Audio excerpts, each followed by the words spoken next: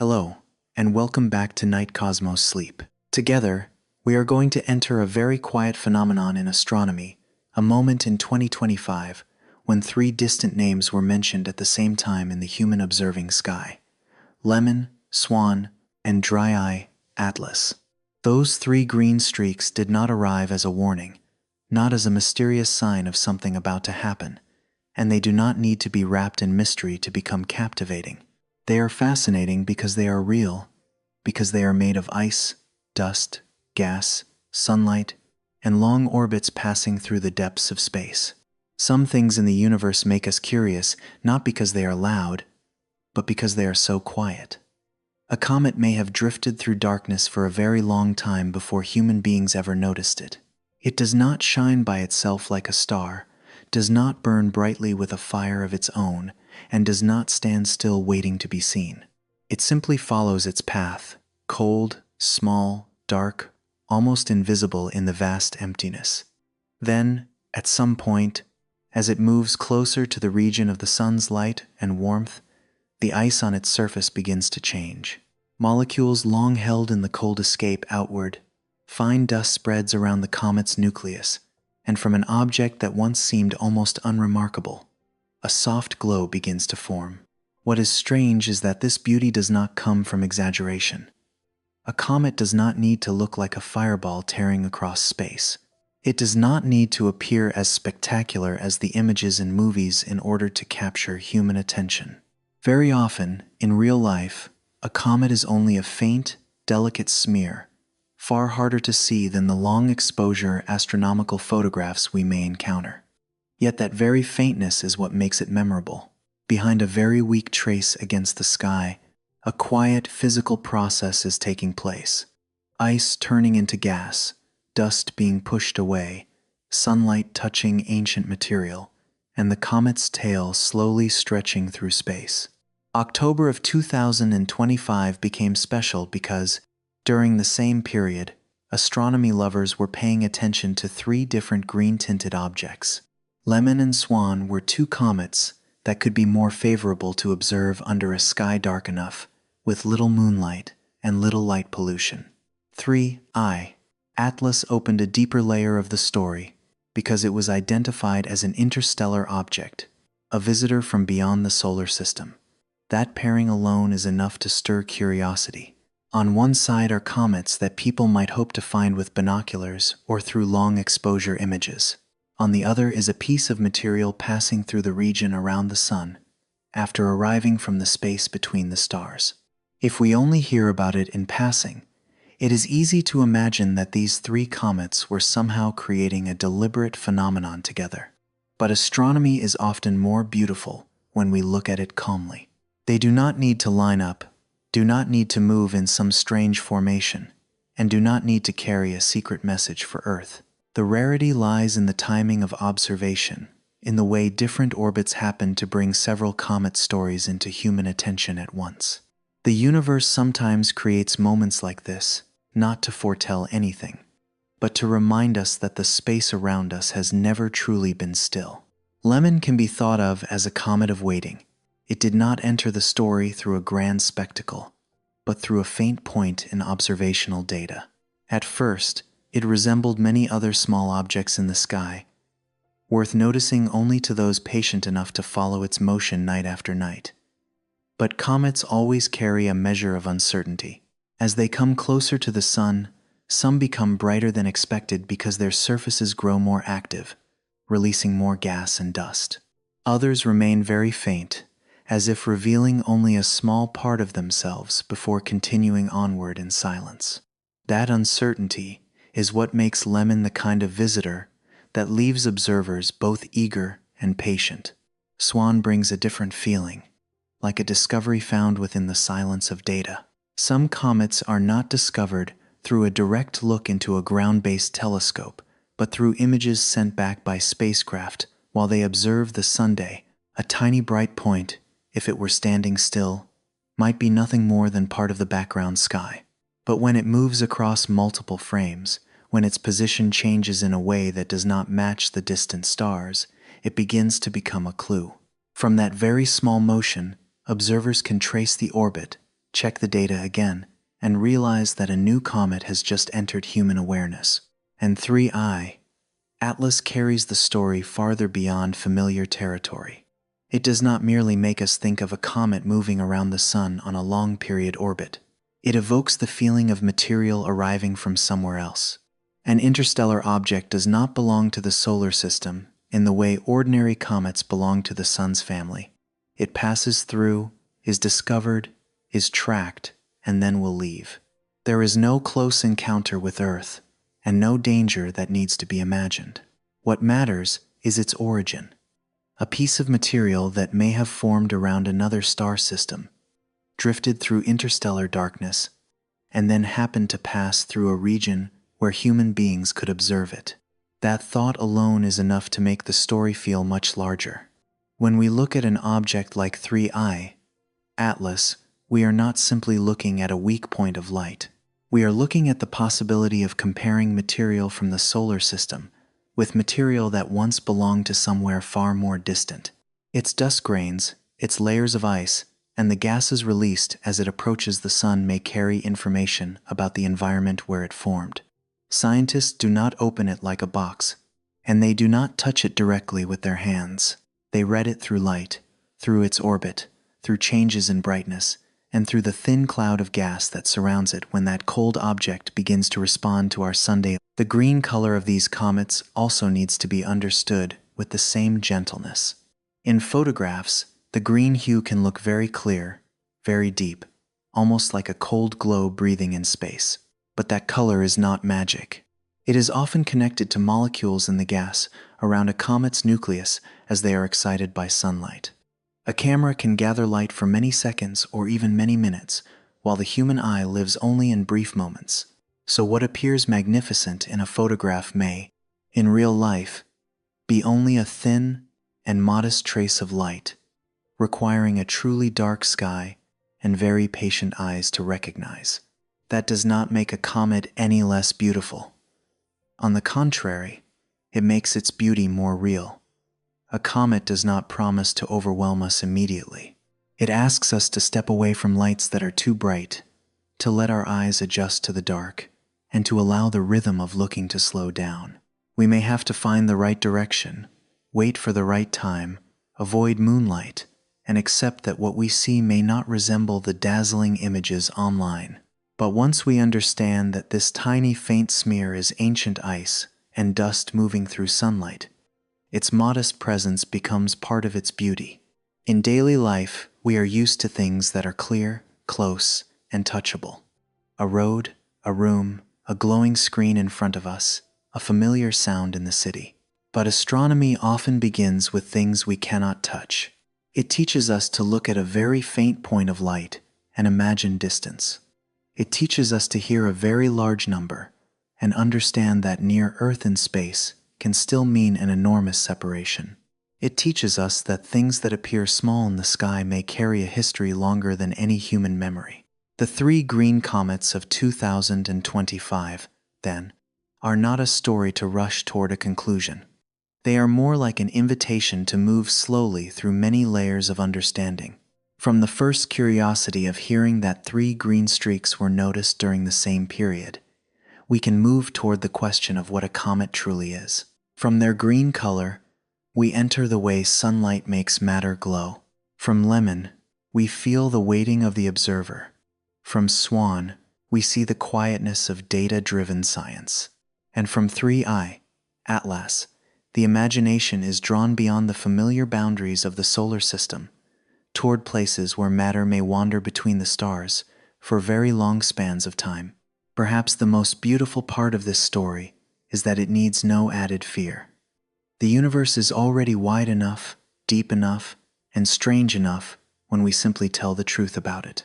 A comet does not need to be a spacecraft to make us feel wonder. An interstellar object does not need to carry a message in order to be precious. A green tail does not need to be a mysterious sign to make someone want to look longer. Reality already contains enough poetry. A dark piece of ice entering the light, a thin veil of gas opening around the nucleus, dust grains being pushed away by the sun, and a quiet orbit drawn through space by human measurements. Lemmon, SWAN, and 3i. Atlas will not be seen as frightening symbols, but as three different doors leading into the same vast truth. Earth lives within a cosmic environment that is always in motion, where ice, dust, light, and time continue to pass quietly through one another. As the story begins to open, keep one gentle image in mind: not an explosion, not a warning, and not a secret waiting to be exposed. Only cold objects passing through the sun's region of light, leaving behind a very thin green trace in human memory. They did not come to change Earth. They only passed by, very far away, very quietly. But sometimes, such a passing is enough to remind us that beyond the familiar life we know, the universe is still telling stories longer than all our sleep. After the invitation to enter the story of Lemmon, SWAN, and 3i, Atlas, the first thing that needs to be made truly clear is the name Comet itself. That name has existed for so long that it sounds completely natural at first, but hidden inside it is a small misunderstanding. A comet is not a star dragging a bright tail behind it. It is not a distant spark of fire burning by itself in the sky. Its nature is colder, darker, quieter, and because of that, when it begins to shine, its beauty carries a very different feeling. A true star, like the sun, is an enormous sphere of gas where energy is born deep inside. The sun's light is not borrowed light. It is created by nuclear reactions in the core, then takes a very long time to escape outward, spread through space, and reach Earth. Because of that source of light, day and night have rhythm, climate has warmth, oceans have motion, and the familiar life we know has a stable foundation. A comet belongs to an entirely different world, much smaller, and without an inner fire to make itself radiant. In regions far from the sun, a comet may look like a dark mass of dusty ice drifting through space. It does not have the clean, bright surface of a freshly fallen snowball, nor does it carry the rounded shape of a planet. Its form is often rugged and irregular, a mixture of rock, dust, water, ice, frozen gases, and compounds that have been held in the cold for a very long time. NASA has used the image of a cosmic snowball to help the public imagine what a comet is, but perhaps it is better to understand it as an old snowball, darkened with time, mixed with rock and cosmic dust across a long history. In that distant state, a comet is almost asleep. There is no strong light to make its surface active, no warmth great enough for the material inside to escape easily. It quietly follows its orbit, crossing immense regions that the human eye could never recognize on its own. Without telescopes, light-sensitive cameras, and patient measurements, most of these dusty pieces of ice would simply drift through the darkness in silence. The famous beauty of a comet, with a bright head and a long tail, actually appears only for a certain period of time, when it enters a region more strongly influenced by the sunday. The change begins very slowly. Sunlight touches the cold surface, not turning the comet into a flame, but enough to awaken layers of volatile ice. In the near vacuum of space, some of the ice does not melt into water the way it does on Earth, but changes directly into gas. Those streams of gas escape through small cracks, carrying fine dust and particles of material mixed within the ancient ice. From a dark body that was almost invisible, the comet begins to form a hazy region around itself, like an extremely thin breath opening beneath the light. That hazy region is called the coma. In simple terms, it is the veil of gas and dust surrounding the comet's nucleus, soft, faint, and without a sharp edge. The true nucleus at the center is usually much smaller than the image we see through a telescope. It may be only a few kilometers across, but the gas and dust escaping around it can spread much farther, making the comet appear as if it has a bright head blooming against the sky. That appearance is not a fixed outer layer, but material leaving the surface, dispersing into space, and responding little by little to sunlight. What makes a comet special lies in that very fragility. Many celestial bodies appear to us through solid surfaces or stable sources of light, while a comet reveals its beauty as it gradually loses material. Dust leaves the dark crust. Gas spreads around the nucleus. Small molecules receive energy from the sun and glow at their own specific wavelengths. Some of the light is reflected, some comes from gas that has been excited, and all of it blends into the faint glow that human beings can see. It is not a lamp burning on its own, but the gentle response of cold matter to the central source of light in the solar system. From that cloud of gas, the tail is gradually drawn out. In the ordinary imagination, the tail of something in flight would trail behind its direction of motion, like smoke behind a car. But a comet does not move through Earth's thick air. It travels through space, where sunlight and the solar wind become the more important forces. Dust and gas escaping from the nucleus are pushed away from the sun, so the tail usually points opposite the source of light. It does not only tell us how the comet is moving, it also shows how the sun is acting upon it. Some tails are broad and soft, made of fine dust that reflects sunlight. Others are thinner and straighter, connected to ionized gas being carried away by the solar wind. But for a gentle journey into astronomy, there is no need to hold too many terms in mind at once. It is enough to picture the tail not as a rigid part attached to the comet from the beginning, but as something born while the comet is active, stretched out by the sun, and changed by the comet's position, composition, brightness, and its own rhythm of escaping gas. Because of this, every comet has its own observational life. Some comets move closer to the sun and brighten far more than expected, revealing a wide coma and a long tail. Others remain faint even when many people are waiting for them, as if a dusty surface layer has held back the ice beneath. Their brightness is much harder to predict than their orbital position, because the light we see does not depend only on distance. It also depends on how the surface responds to warmth. A small body of ice and dust, with fractured regions, quiet regions, and active regions, can make even the most careful predictions feel humble. Lemmon, then, should not be imagined as a spectacle certain to flare up according to human expectations. It entered our attention first as a faint blur that needed to be followed. From that blur, measurements gradually revealed its path, the time when it would come closer to Earth, the time when it would swing around the sun, and the possibility of observing it under favorable conditions. But between prediction and the real sky, there is always a quiet gap. People who love astronomy know that comets can be more generous than expected, or more reserved. That very waiting gives Lemmon the character of a visitor that never promises how bright it will become. SWAN shows another way humans come to recognize a comet. It does not necessarily enter the story through a light that immediately makes someone look up, but through a small shift in data.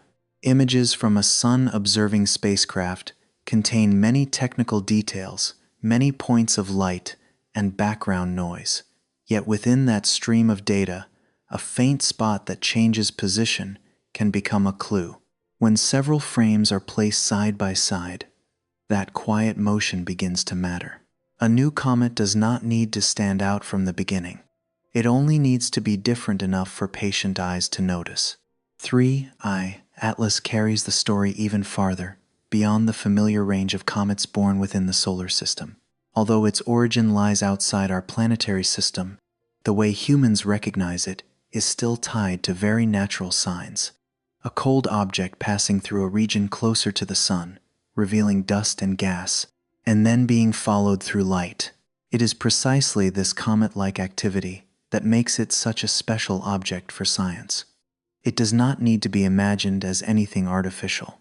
The simple fact that a piece of interstellar material passed through the region humans can observe is already enough to give the story depth. Once the nature of comets is understood, the faint green glow in photographs becomes easier to feel. That color is not a supernatural halo, but is connected to material in the gas around the nucleus as it is affected by sunlight.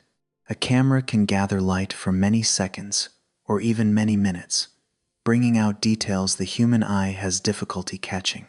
In real life, under a sky with city lights or strong moonlight, A comet may appear only as a pale streak, almost dissolving into the dark background. The difference between a photograph and direct observation does not make the comet less beautiful. It simply reminds us that the true beauty of astronomy often asks for patience. A person who sees a comet with the naked eye may not see everything the camera records. The green color may not be clear. The tail may appear only as a faint streak. The entire object may look like a very weak patch of mist at the edge of vision. But once we know that ancient ice, fine dust, escaping gas, and sunlight are all shaping that image together, the faintness becomes meaningful. A small trace in the sky is no longer an unnamed point of light, but the result of a physical process unfolding on an object that has traveled through darkness for a very long time. A comet is different from a star, not only in the source of its light, but also in the feeling of time it carries. A star can shine steadily across stretches of time far beyond imagination. A comet becomes noticeable only within a much shorter window, when its position, the sun's light, and the viewing angle from Earth happen to create the right conditions. It appears, changes, fades, and then leaves our sight. That briefness gives each observation its own character, like glimpsing a very small page of the cosmic book as it turns past before disappearing. From here, the names Lemmon, SWAN, and 3i Atlas can be seen with more calm. They are not falling stars, not green flames rushing toward our planet, and not signs that need to be given some additional mysterious meaning. They are natural objects following their own orbits. Some belong to the familiar story of the solar system, while one object comes from interstellar space. But when sunlight touches their cold material, all of them can leave behind a coma, dust, and thin tails that human beings are fortunate enough to measure. A comet does not burst into flame like a match in the dark. Its awakening is far more quiet. At first, there is only a dark body of ice and dust. Then the surface warms. Gas escapes very gently. Dust begins to spread around the nucleus. The faint glow grows larger in the light. After that, the tail forms like a thin line drawn by the sun and matter together. There is no explosion, no hurry, no blazing instant like the one imagination might create. There is only a slow process where cold meets light and becomes an image. So when we return to the idea of 3 green streaks in 2025, we can see that the wonder lies in something very real. A comet does not need to be a star in order to be remembered. It does not need to shine by its own power to make the sky feel deeper. It only needs to pass through the region of the sun's light, allowing ancient material on its surface to open for a short time. From a piece of ice and dust that is almost invisible, a soft glow can appear, drawing out a thin tail before gradually fading back into darkness. And in that moment, human beings see something simple, yet immense. The universe is still moving, even when that movement takes place in silence. After understanding that a comet is not a star, its green glow can also be seen with a different state of mind. It is no longer the color of an object burning by itself in the sky, nor a mysterious halo born from some unfamiliar source of energy. That green belongs to a smaller, subtler process, but one that becomes far more beautiful when seen for what it really is. A cold comet enters the region of the sun's light. Material on its surface begins to leave the nucleus, and within the thin gas surrounding it, very small molecules answer the light with a gentle glow. The coma around a comet's nucleus is usually where that color is most clearly recognized. When the comet is still far from the sun, most of its material remains locked in the cold, so it may be only a dark body that is very difficult to detect. But as its orbit brings it into a warmer region, ice and frozen gases on the surface begin to escape, carrying fine dust with them and forming a hazy layer around the core. That haze is not dense like clouds on Earth, and it has no fixed shape. It spreads outward very thinly, very softly, and within that fragile region of material, sunlight begins to leave its trace. Sunlight does not simply shine on a comet the way a lamp shines on a stone. It also interacts with the molecules drifting around the comet's nucleus. Some molecules absorb energy from the light, enter an excited state, and then give back part of that energy as light at certain wavelengths. If those wavelengths fall within the range that human eyes or cameras can record, they create color. For many comets, the green glow is often connected to carbon-bearing molecules in the gas around the nucleus, especially substances that exist only in extremely thin conditions and under the strong influence of sunlight. Put more gently, that green color is like a very small response of matter to the presence of the sunday. A molecule is awakened, vibrates for a brief moment, and then releases part of its energy as a faint light. Millions, even billions, of molecules do this together in the gas surrounding the comet, and a sensitive camera can gather those very weak signals into a soft green glow. There is no magic here, but that does not make it any less wondrous. On the contrary, the beauty becomes deeper when we know that a color in the sky can be born from interactions almost impossible to see with the naked eye. In astronomical images, the green color of a comet often appears much clearer than the direct experience under the real sky. A camera has an ability the human eye does not. It can patiently gather light for many seconds, many minutes, and sometimes even longer.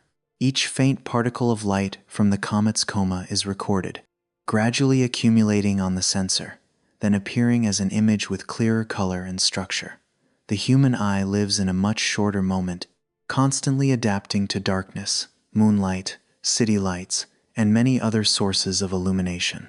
Because of that, something brilliant in a photograph may be, in real life, only a modest blur, something that must be searched for patiently before it can be recognized.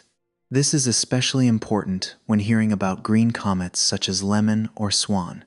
A beautiful photograph can make a viewer imagine that simply stepping outside will reveal a large green streak hanging in the sky.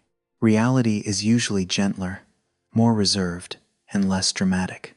A comet may be in the right position, may be active, and may be bright enough to photograph beautifully, while still requiring many favorable conditions to be seen with the naked eye. The sky must be dark, the moonlight must not be too strong, the air must be clear enough, the direction of observation must be right, and the eyes need time to adjust to the night. The beauty of a comet, then, should not be measured by how dazzling it appears. An object can be highly important to science while remaining very modest to the eye.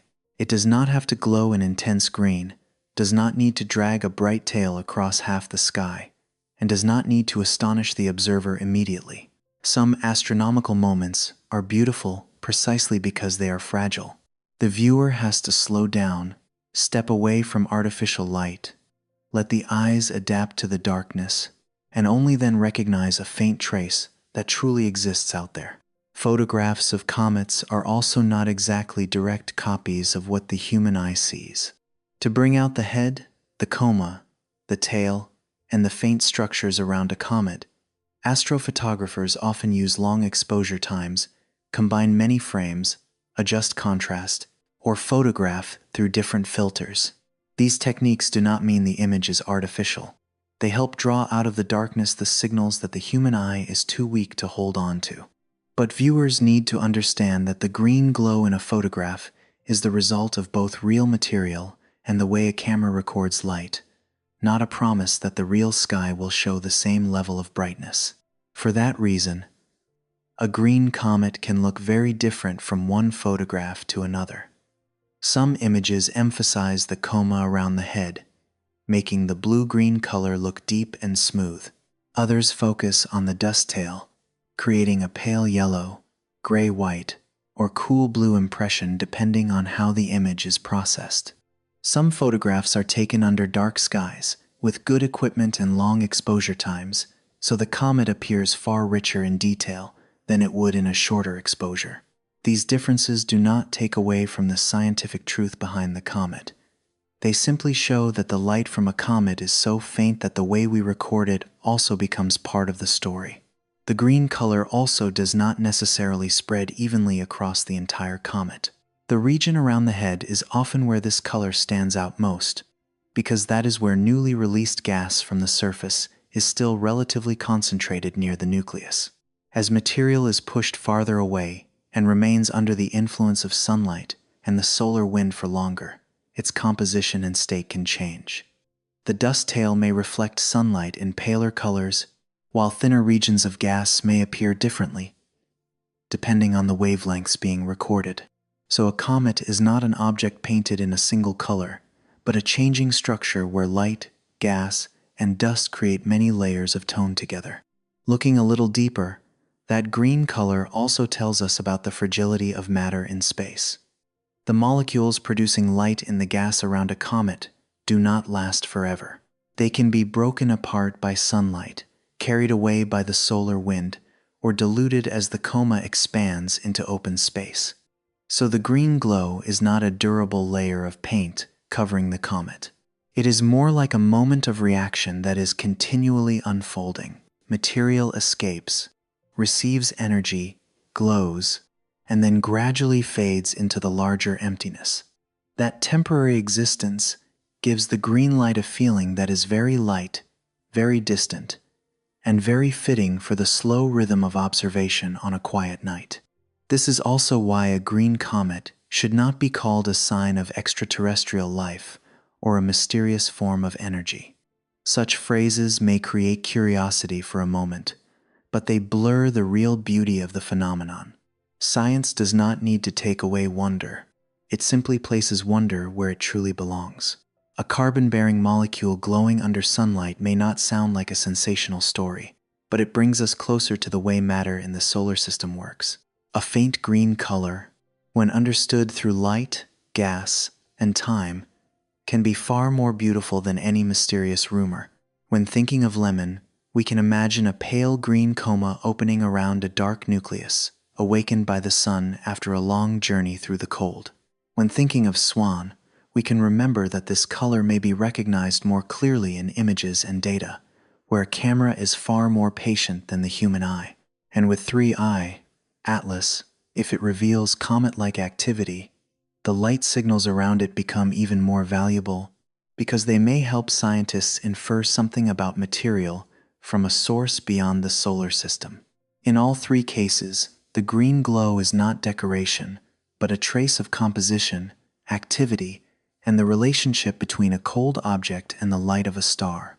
There is a special gentleness in knowing that this color is created by things that are very small, not by a great explosion, not by a blazing fire, only by molecules in a thin layer of gas, fine grains of dust, sunlight, and the subtle sensitivity of observing instruments. A comet may be very far away, very faint, but when enough light is gathered, it begins to have a shape, a color, a coma, and a tail. From an almost nameless object, it becomes an image that can enter human memory. This makes observing a comet different from looking at a clearly bright object like the moon. The moon appears close, with a visible surface and changing phases, yet it remains easy to recognize. A comet is quieter and less certain. On some nights, it may appear in photographs while still remaining invisible to the naked eye. Sometimes the observer needs binoculars, needs to know the exact position among the constellations, and needs patience with a faint streak, almost dissolving into the dark. But once that faint streak is found, it brings a very different feeling, the feeling of seeing ancient material reacting to light in real time. The green color in this story, then, should be understood as a whisper of matter, not a loud call from the universe. It does not try to make the sky blaze. It does not force its presence upon the human eye. It appears only when enough conditions come together. A comet with the right composition, close enough to the sun to become active, a sky dark enough, an instrument sensitive enough, or a pair of eyes patient enough. The rarity does not lie in a miracle, but in the meeting of many things that are very real, very physical, and very calm. And when we return to the image of the 3 green streaks of 2025, we can feel them through a quieter kind of beauty. That green glow does not turn them into omens, nor does it transform them into anything outside nature. It simply shows that within the thin gas around a cold object, sunlight can still create a color soft enough for human beings to remember. A little carbon in the gas around the nucleus, a little dust leaving the surface, a camera gathering light across many moments, and a mind that knows how to look more slowly, that is already enough for a comet to become beautiful. That green color is not magic. It is the way very small matter answers light.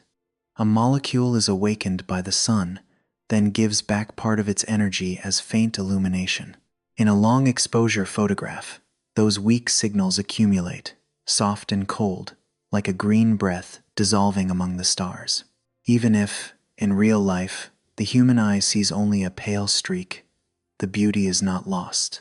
What matters is not how dazzling it is, but the understanding that in that moment, ice, gas, dust, and light are writing together a very thin trace of the universe.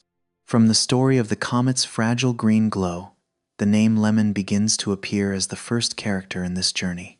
It does not arrive with overwhelming brilliance, nor does it enter human memory through some grand spectacle in the sky.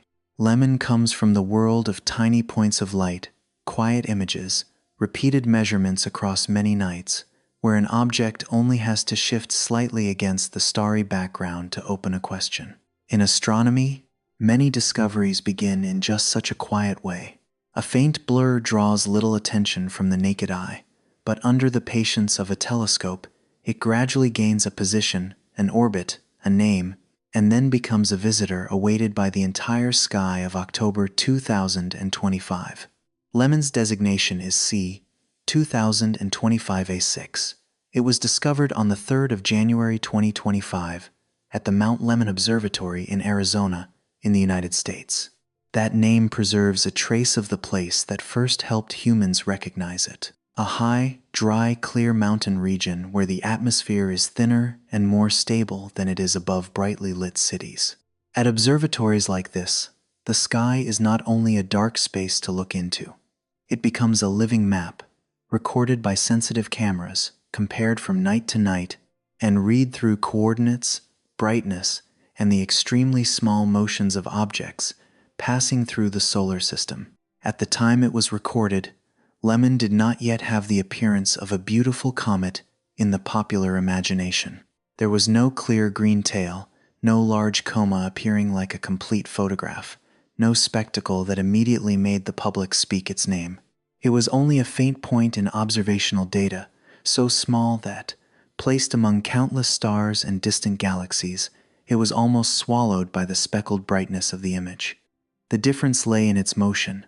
Distant stars hold relatively steady positions over short periods of time, while a closer object within the solar system will drift slowly across that background, leaving a deviation small enough for instruments to record and important enough for humans to examine. The birth of a comet in human awareness is often far quieter than the way media may tell its story later. Before it becomes a name in the news, it is a sequence of measured positions. Before beautiful images spread widely, it is a set of data that must be confirmed. Observers look back through images, compare the point of light frame by frame, rule out noise or misidentification, and add new observations until the path becomes more certain. A faint blur is gradually drawn out of anonymity. It is no longer merely a weak point of light, but begins to have an observational history, an orbital curve, and a near future predicted through careful calculations. Lemmon is compelling because it holds the full, unpredictable character of a comet. For an object that has been followed long enough, its position in the sky can be calculated fairly precisely. Observers know what region it will pass through, at about what time, when it will come closer to Earth, and how it will move toward the Sunday. But brightness does not obediently follow a simple straight line. A comet is not a lamp that can be turned up or down with a knob. Its light depends on a rugged surface, on the dust layer covering the outside, on the amount of volatile ice, on cracks opening beneath warmth, and on the way material escapes from the nucleus during each day of observation. For that reason, Lemmon is not only an object to be calculated, but also an object to be awaited. In the distant cold, it may remain almost still. As it moves deeper into the region strongly influenced by the sun, its surface begins to respond. Some ice turns into gas in the vacuum of space, fine dust is carried along, and the material around the nucleus expands into a faint coma. Each of these changes is very hard to sense from life on the ground, but through a telescope, they can make the brightness rise slightly, soften the head, and gradually reveal the tail in long exposure images.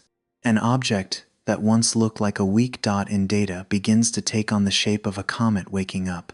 The following months made Lemmon a more notable name among people who love astronomy. From something that belonged only to professional observing lists, it gradually appeared in popular science reports, sky forecasts, and the excitement of those who always hope for a chance to see a comet with their own eyes. Some optimistic estimates suggested that Lemmon might be visible through binoculars, or even to the naked eye under a sufficiently dark sky. That phrase sounds simple, but with comets, it always needs to be understood gently. Visible to the naked eye does not promise a large green streak hanging in the sky. It only opens the possibility that eyes adjusted to darkness may recognize a real faint smudge if the observing site is clear enough, dark enough, and chosen at the right time. NASA APOD noted that Comet Lemmon made its closest approach to Earth around the 21st of October 2025, at a distance of roughly half the distance from Earth to the Sun, then rounded the Sun on November 8, 2025. These dates are like anchor points in the journey of a distant visitor.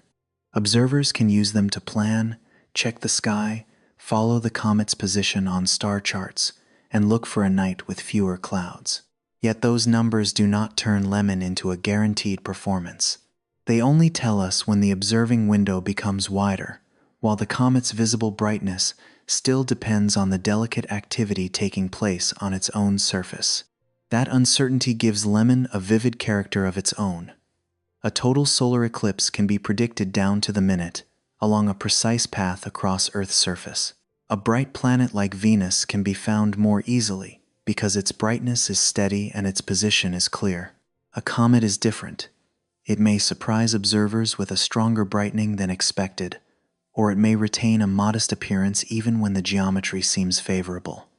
On a small body of ice and dust, a single region of stronger surface activity, a thicker dust covering, or a change in the rate of escaping gas can alter the image we observe. Imagine the observatory on Mount Lemmon on an early year night. There is no need for an overly dazzling cinematic scene, only a dome opening in the cold wind, a telescope turning slowly according to a survey program, and frames appearing one after another on a screen. Thousands of points of light are scattered through each image. Some are stars, some are faint galaxies, and some may be only noise or technical traces. Within that density, one tiny point changes position in a way that calls for attention. It is not beautiful in the ordinary sense. It is beautiful in the scientific sense. The beauty of a clue just strong enough to lead human beings to a real object moving through space. From that clue, the work of observation becomes something like an act of listening. No sound from the comet travels back to Earth, but its position from night to night is like a series of very short sentences in a silent language. Each added measurement makes the story a little less vague. The path is refined, the distance is estimated, the brightness is followed. An official name is attached to an object that was once anonymous. Gradually, Lemmon is no longer only a faint point in a survey image. It becomes a comet that can be spoken of, awaited, photographed, and placed inside the broader story of the three green streaks of 2025.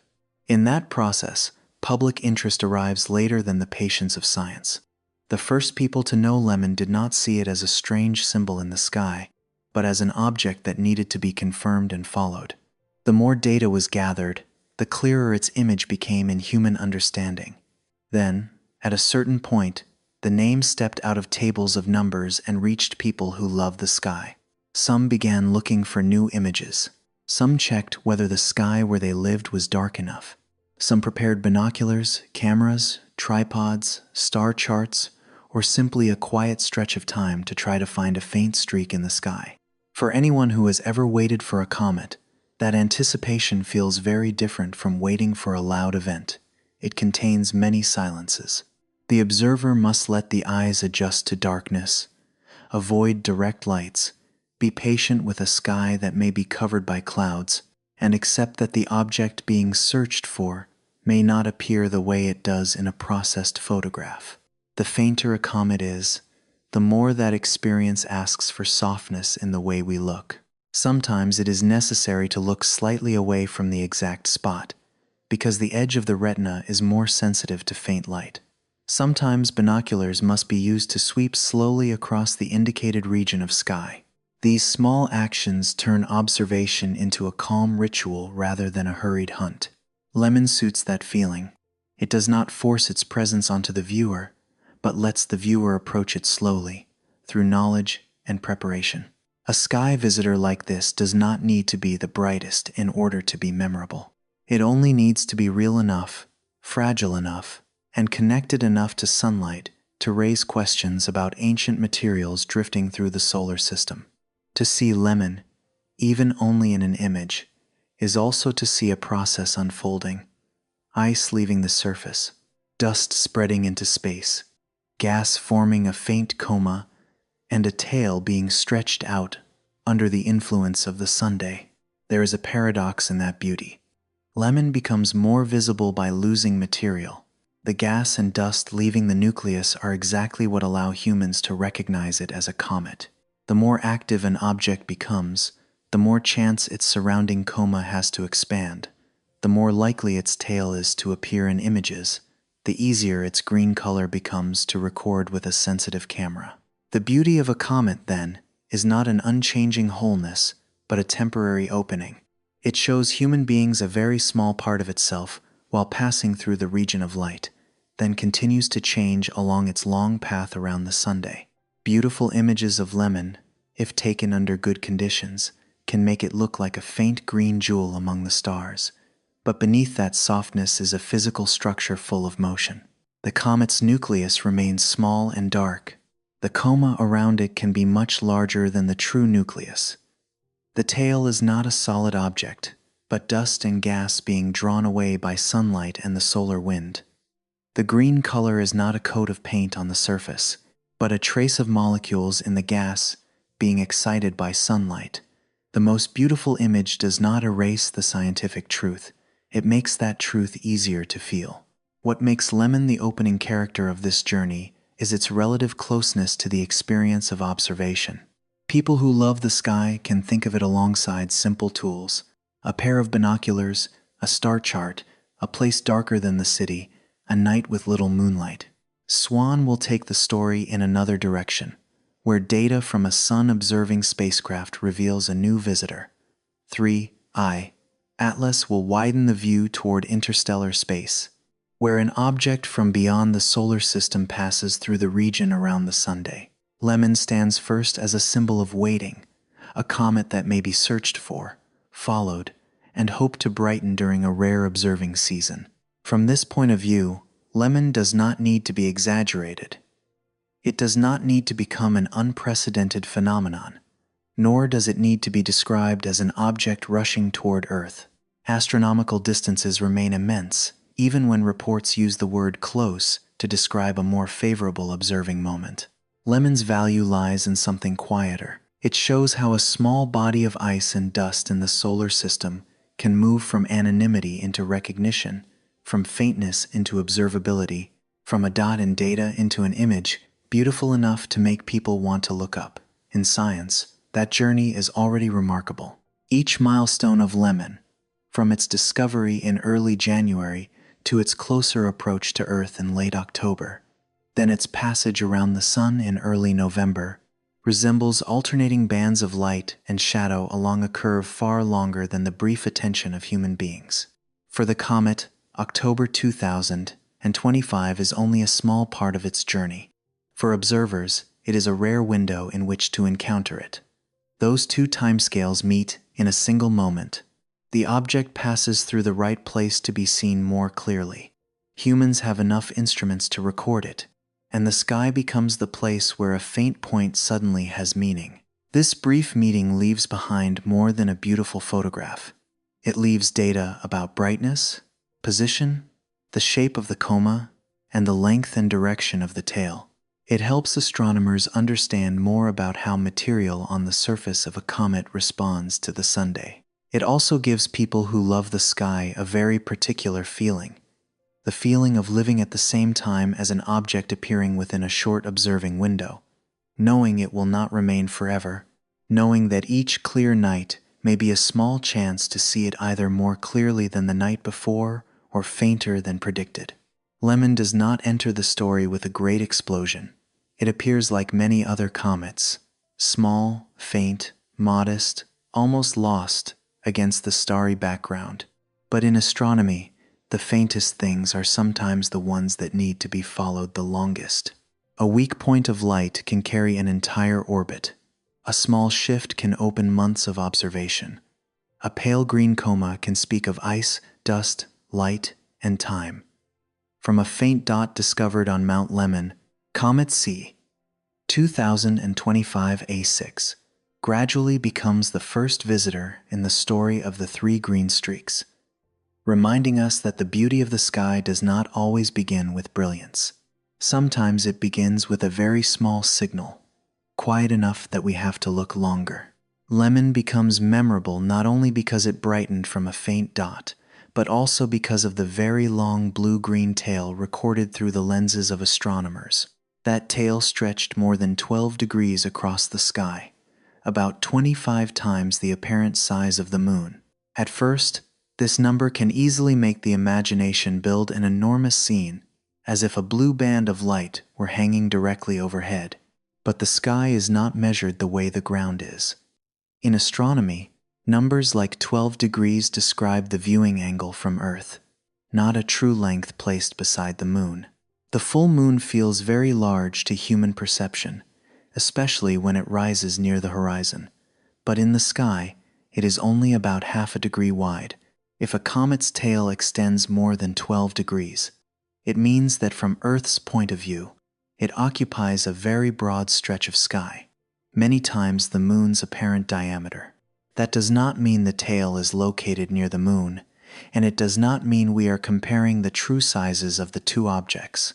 Something very distant, very thin, and very diffuse can still stretch into a large streak in a photograph of the sky. The way humans measure the sky by angles is actually very close to everyday feeling. A thumb held out in front of the eye can cover part of the sky.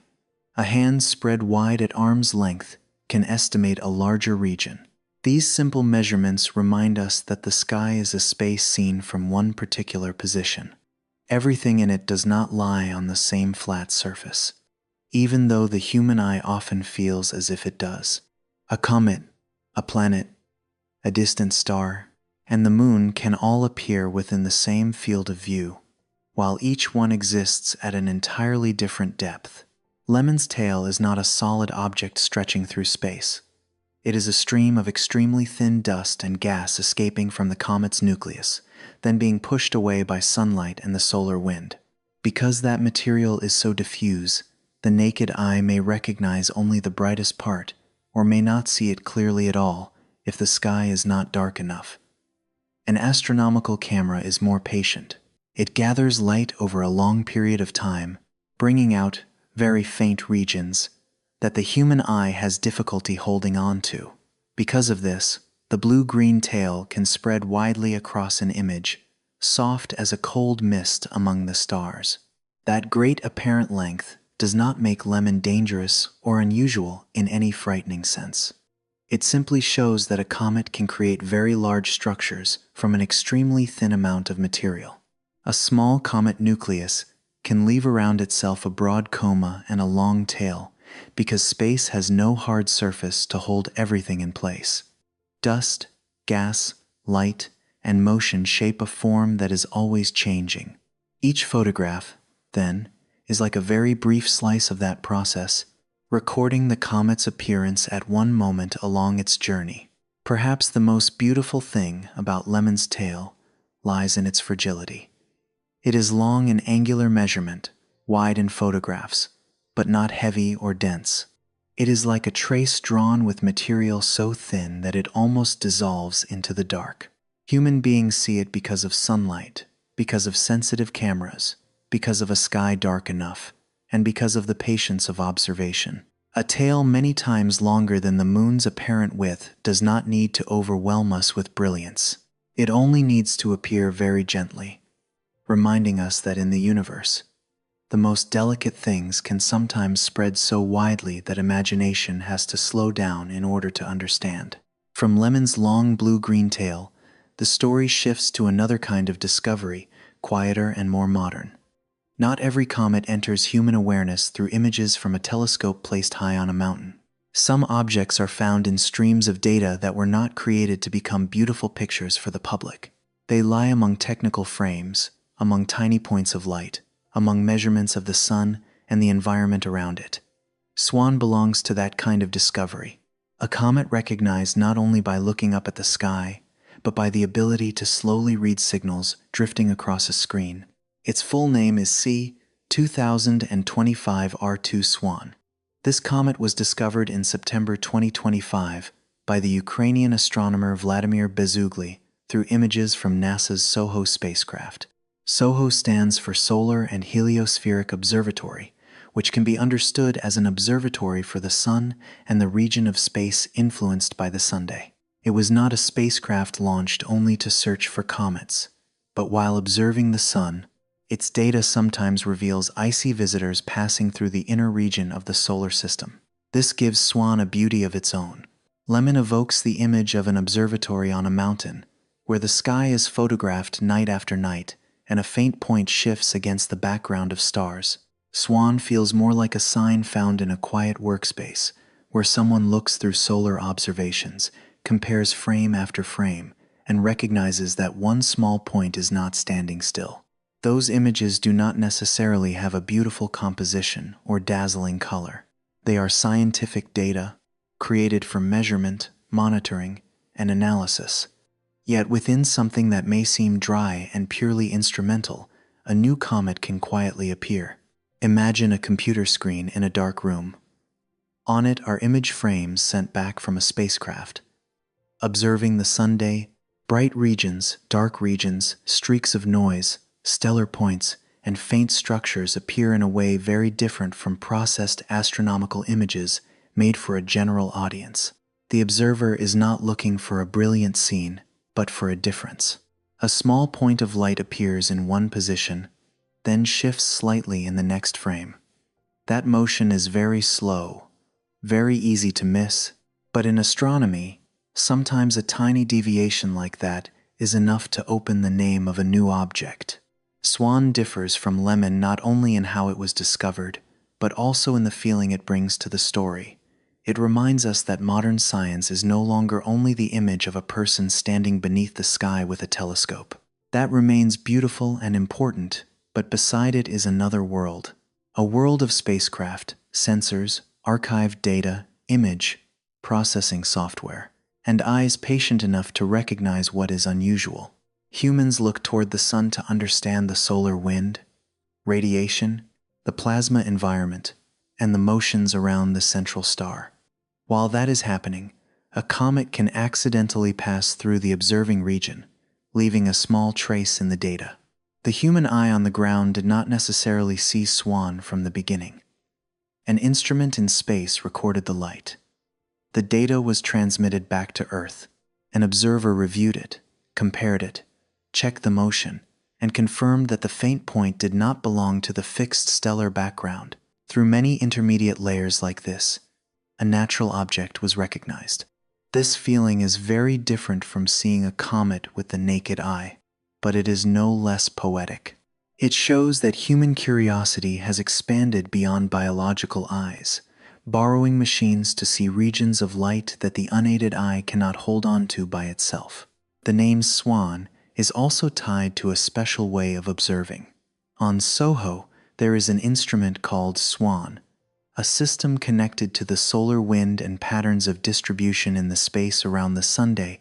Data like this is not always easy for outsiders to read. It requires experience, familiarity with the shapes of noise, with the motion of the stellar background, and with streaks of light that may belong to real objects or may only be technical traces. In that environment, recognizing a comet is like finding a soft story among the very small lines of science. C. 2025. R2 SWAN came closer to Earth around October 20 and 21, 2025. During the favorable period, it appeared in the southwest, near the region of the sky belonging to the constellation Aquila, and could be found more easily in places with little light pollution and no moonlight.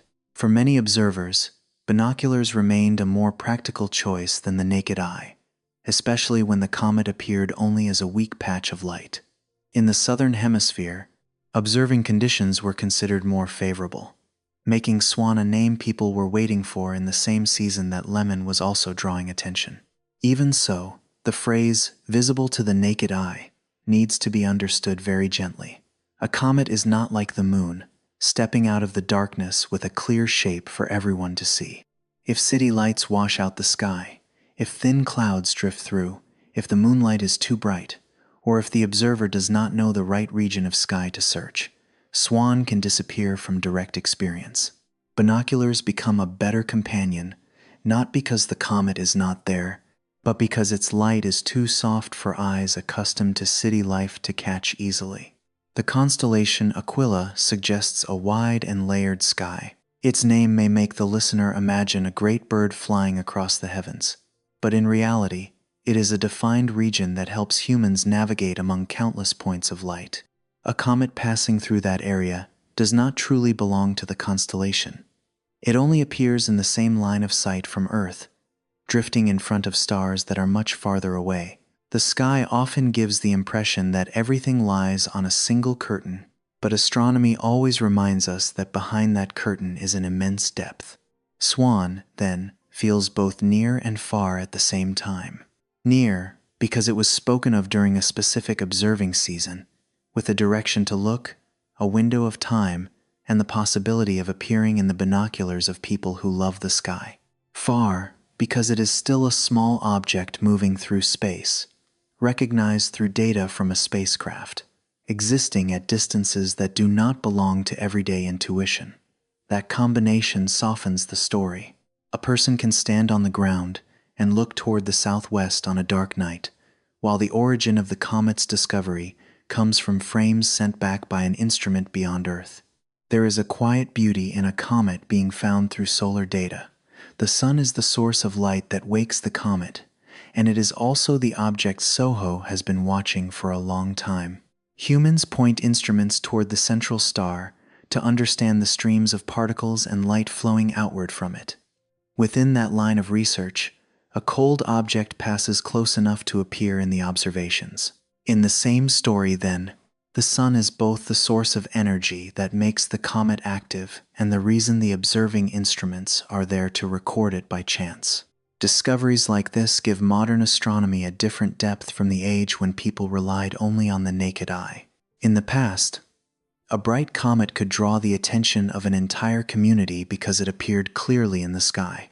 Today, many objects are discovered before they become prominent, thanks to survey programs, spacecraft, automated cameras, and enormous archives of data. A comet does not need to wait until it becomes brilliant to be recognized. It can enter observing lists very early, through a small point shifting across a few frames. That subtlety expands human capability, making the sky not only something to be seen, but something to be read.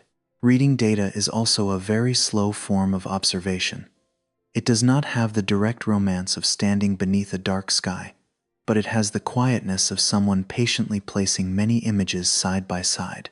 A single frame may not say much. Many frames joined together begin to reveal motion. Motion leads to an orbit. An orbit leads to a name. A name places that object on the map of science. From a faint point, SWAN becomes a comet that is followed, whose closer approach can be predicted. and that can be placed in the same picture with Lemmon and 3I, Atlas in the autumn of 2025. The important thing is not to turn that discovery into something overly mysterious. SWAN did not appear in solar data as a strange signal sent to humanity. It was not a hidden message inside NASA's images.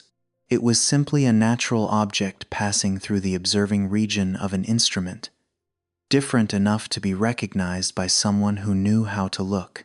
That very normality, in the scientific sense, is what makes it beautiful. The universe does not need to hide wonder behind conspiracies. Sometimes, wonder lies in the way a faint point moves in the right place, at the right time, before an instrument quietly doing its work. If Lemmon represents the feeling of waiting for a comet to brighten from a faint dot, then SWAN represents the ability to find the sky within data. An object does not have to be recognized first by the human eye in order to become memorable. It can be discovered through an instrument, confirmed by measurement, and only then become an observing target for people on the ground. That path reflects the era of modern astronomy, in which humans look into the universe not only with their own eyes, but also through tools flying far from Earth. On the nights around SWAN's closer approach to Earth, observers in sufficiently dark places could search for it with binoculars. The real-life view may not have looked like a brilliant green streak.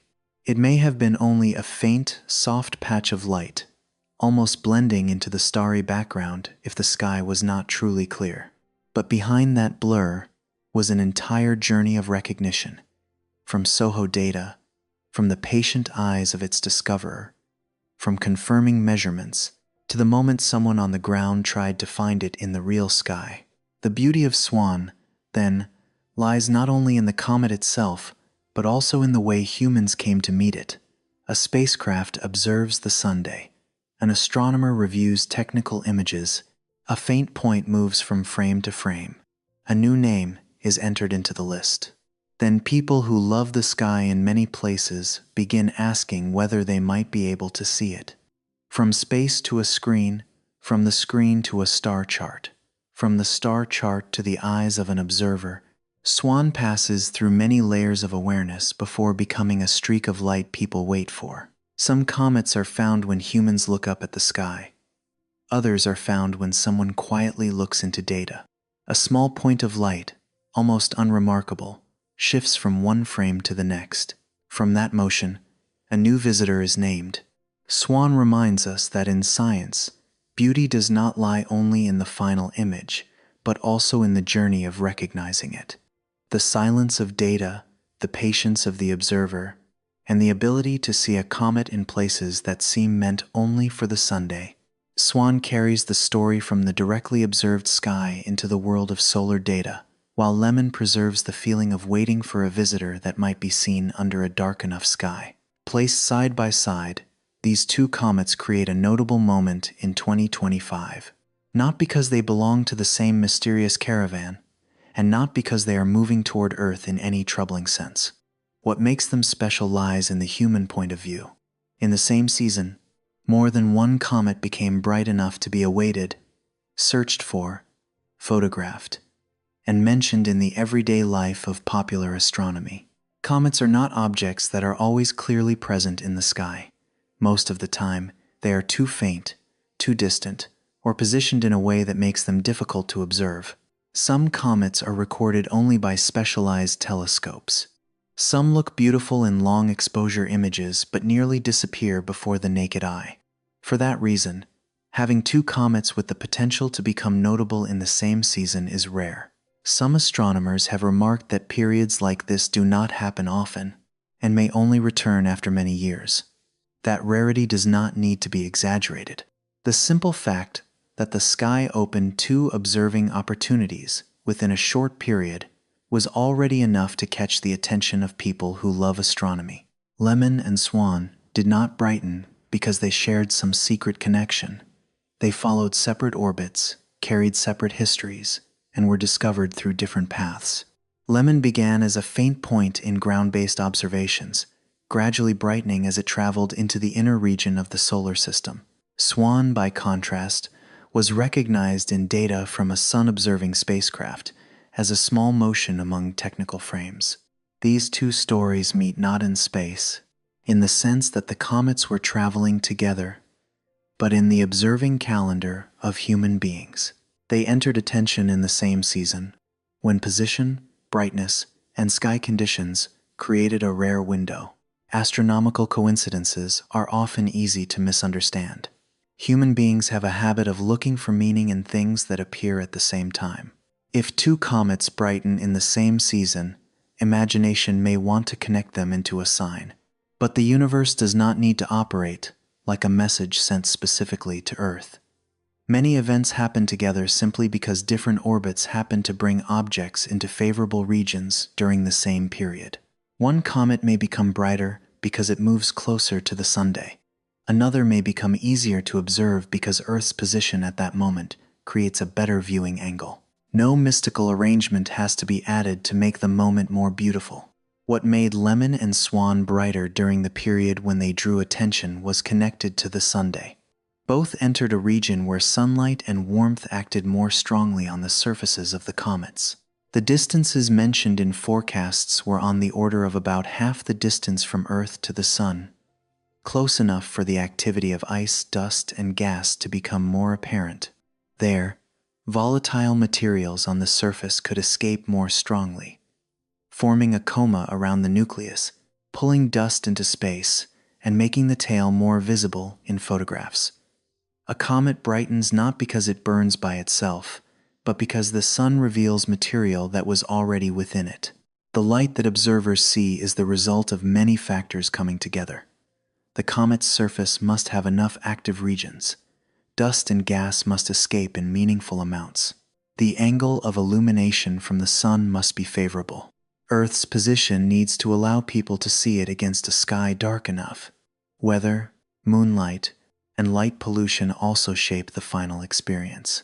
A comet can be scientifically remarkable, yet still difficult for someone living in a city to see. That is why the simultaneous appearance of Lemmon and SWAN is not only a story about two objects, but also a story about many rare conditions opening at the same time. We can imagine the sky during that season as a very wide stage, but with no director behind it. Earth moves along its orbit. The sun shines on every object that enters its region of influence. Lemmon passes through a part of its path where its icy, dusty surface becomes more active. SWAN also arrives at a favorable time to be recognized and followed. Observers on the ground check star charts, look up rising and setting times, search for darker places, and wait for a night with fewer clouds. All of these things meet temporarily, creating the feeling that the sky is opening two small doors in the same season. The rarity does not lie in these two comets forming some strange arrangement. They are not moving close together in the way human imagination might picture. They are not both heading toward Earth in any troubling way. From the ground, the sky makes everything look as if it lies on a single surface, but real space has depth. Two streaks of light may both be mentioned in October, yet each object remains in its own place within the solar system, on its own path, shaped by its own gravitational forces and conditions. Their greatest meeting happens in human awareness, within a stretch of time when both become notable enough to be searched for. This makes the story feel more peaceful. When understood correctly, a season with many comets does not need to be feared. On the contrary, it becomes a chance to feel the living motion of the solar system. Small objects are still passing through. Bodies of ice and dust are still responding to light. Thin tails are still forming under the influence of the solar wind. Telescopes, spacecraft, and observers on the ground are still recording those very subtle changes together. The sky is not motionless, but its movement is not always threatening. Often, it simply gives human beings a reason to look longer. Lemmon and SWAN also show two different ways a comet can become familiar to the public. Lemmon is tied to the feeling of searching for a faint streak that might appear in binoculars under a dark sky. SWAN is tied to the story of data, to a small point recognized in images of the sun, and then added to the observing calendar of people who love astronomy.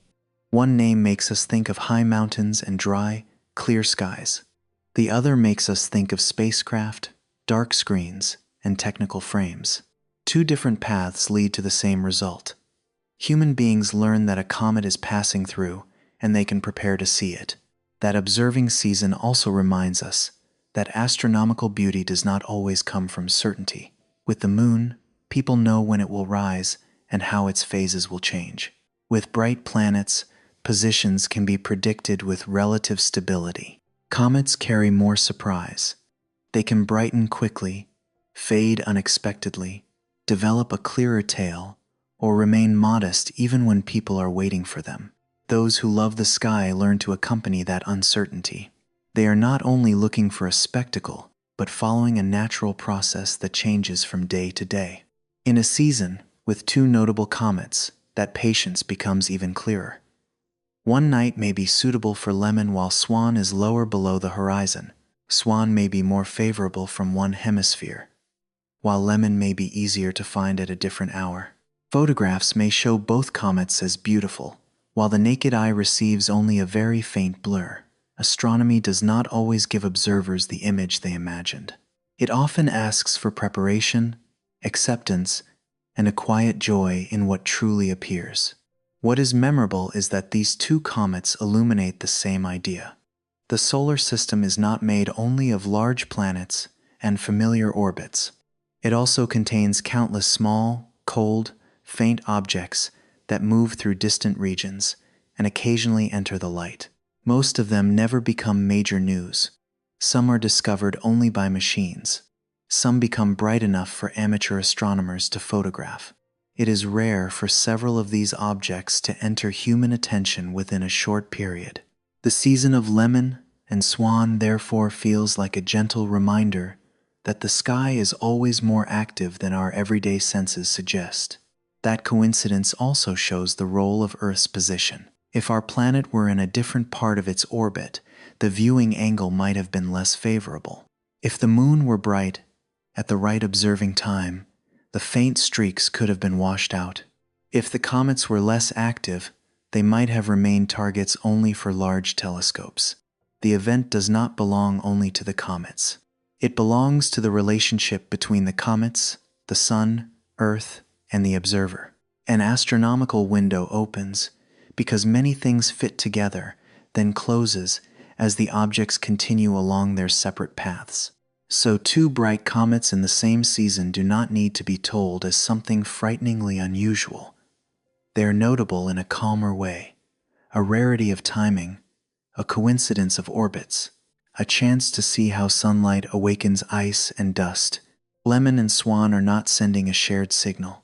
They do not need a hidden connection to create a sense of wonder. Each object is simply living out its own story in space, while human beings happen to see those two stories unfold close together on the observing calendar. In the universe, many things happen at the same time without needing to be directly connected.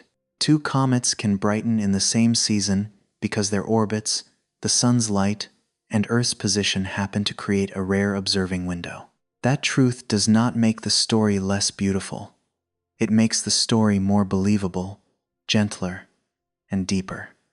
Because sometimes, the beauty of the sky does not lie in everything having a secret meaning. It lies in the fact that very distant, very cold, very separate objects can still appear together within human sight for only a short time, then quietly continue on their way.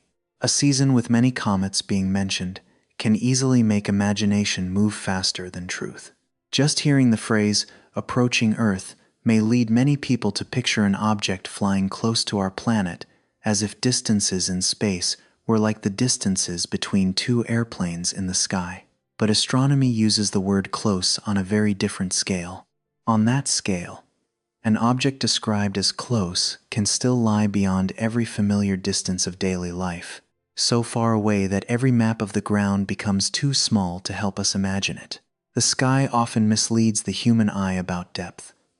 The moon, planets, comets, and distant stars all appear against the same dark background, creating the feeling that everything lies on a flat dome overhead. In reality, space opens through enormous layers of distance.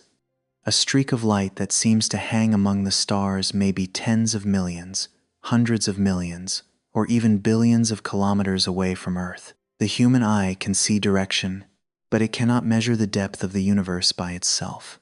In the story of the three green streaks of 2025, this is especially important for 3I, Atlas. This interstellar object poses no danger to Earth. At its closest point to our planet, 3I, Atlas still does not come closer than about 270 million kilometers, or roughly 170 million miles. That number goes far beyond every ordinary idea of distance. This is not the distance of a flight, an ocean, a trip around Earth, or even a journey to the moon. This is the distance of planetary space, where the word close still contains an immense remoteness within it. A gentler way to feel that distance is to use the astronomical unit. 1 astronomical unit is the average distance from Earth to the Sun, about 150 million kilometers. At its closest point to Earth, 3I, Atlas is still about 1.8 astronomical units away. That means the distance is greater than the distance from Earth to the Sunday. In everyday feeling, the Sun is already an unimaginably distant place. Sunlight takes more than 8 minutes to reach Earth, so 1.8 astronomical units is still a very safe and very wide distance. The confusion often comes from the meeting between everyday language and astronomical language. In ordinary life, close usually suggests something that can be reached, seen clearly, touched, or at least felt within a familiar space. In astronomy, close sometimes only means closer compared with distances that are much larger still. A comet hundreds of millions of kilometers away may still be described as passing close to Earth when compared with farther regions of the solar system. That wording is not wrong, but it has to be placed on the right scale to avoid creating unnecessary tension. A comet also does not need to fly close to Earth to become worth observing. An object at a great distance can still be followed by telescopes because sunlight makes the dust and gas around its nucleus appear. A thin coma, a long tail, and brightness that changes from night to night can all be recorded from far away. Astronomy is, in many ways, the art of reading weak signals from great distances. Human beings do not need a comet to enter a dangerous range in order to learn more about it. As long as the object passes through a suitable region of light and leaves enough data about its position, orbit, color, and activity, the scientific story can open very deeply. With Lemmon and SWAN, the word close should be understood with the same calm. These two comets drew attention because they entered favorable observing windows, because their activity increased under sunlight, and because they had the possibility of appearing more clearly in binoculars or photographs. That does not mean they were making a dangerous approach. The image of a comet in the sky can be powerful, especially when its tail stretches across many degrees in astronomical images, but that tail is only extremely thin gas and dust spread through space. It is not a giant solid object sweeping past near Earth. Distance in the universe has a way of making human beings feel smaller and calmer at the same time. Once we know that an object is still hundreds of millions of kilometers away, the sense of urgency can be set down, making room for curiosity in its proper measure. A comet does not need to become a threat in order to deserve attention. A comet is remarkable because it is ancient material, because it responds to the sun, because its tail tells a story of light and the solar wind, and because its orbit reveals the long path small objects can travel through the solar system or even beyond it. 3I. Atlas deepens the idea of distance even further.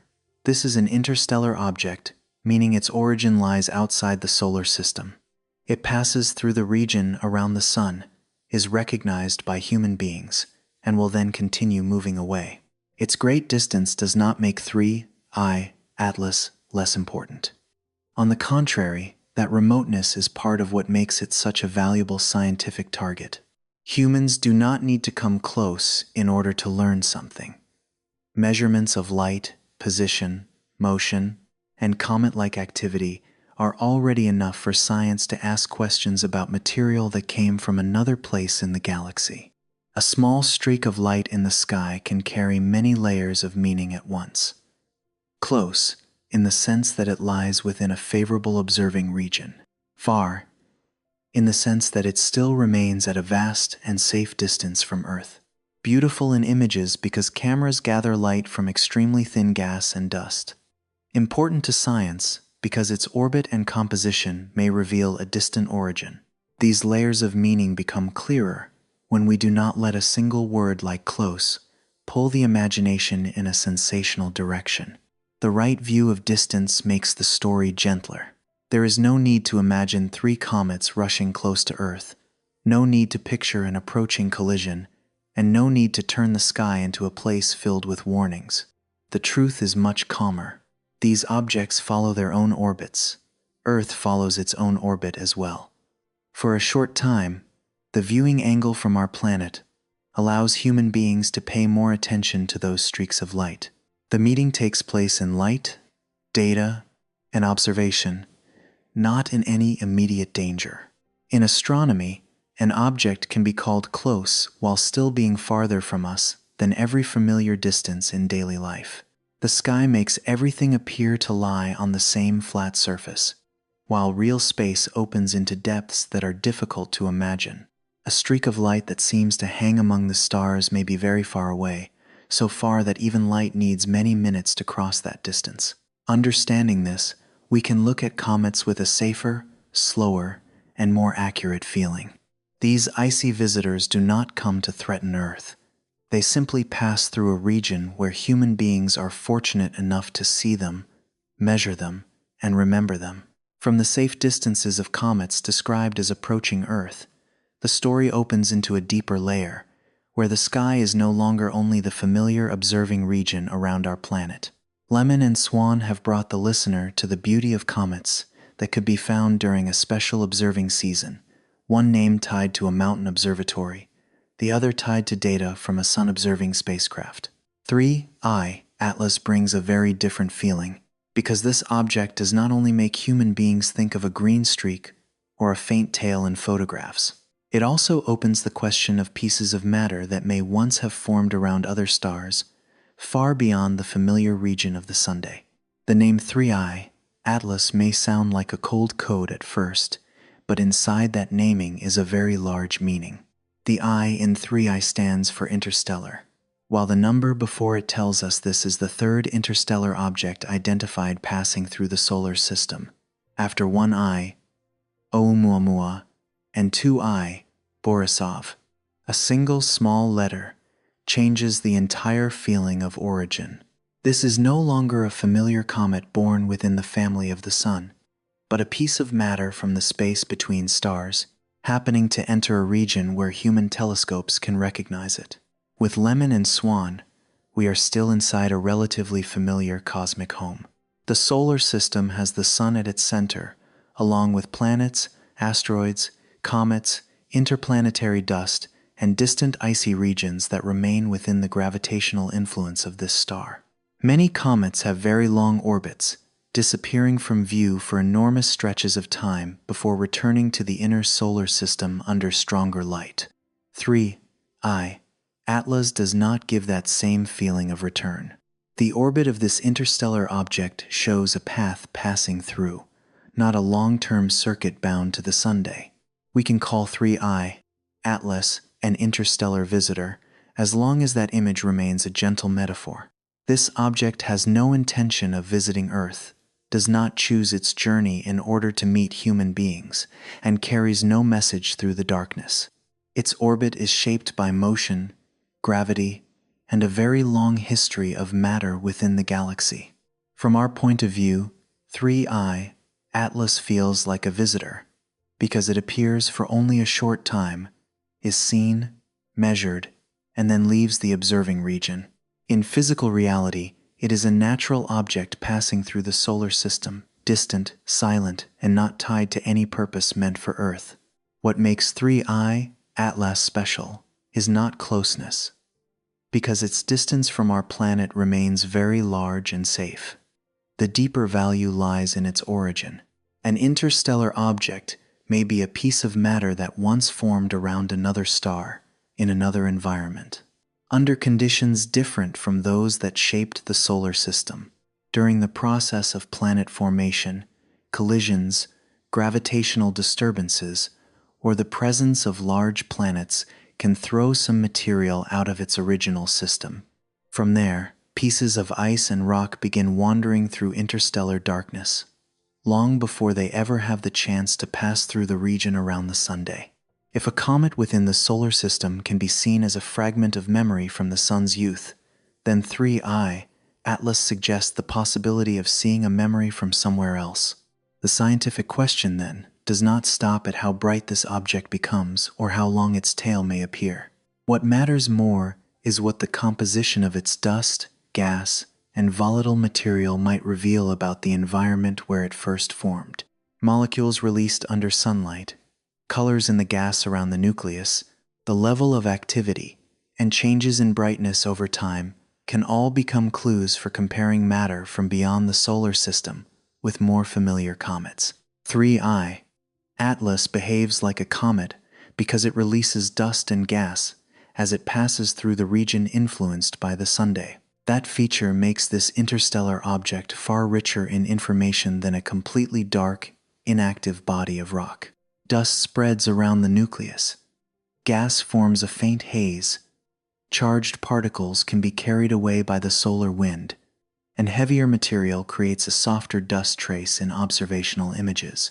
Any tails, if they appear clearly, are not solid objects stretching through space, but extremely thin streams of material responding to sunlight and the environment around the Sunday.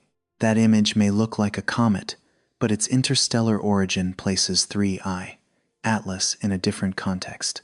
A familiar comet of the solar system may return after a long cycle, while this interstellar object passes through on an open curve, not held by the Sun as a long-term member.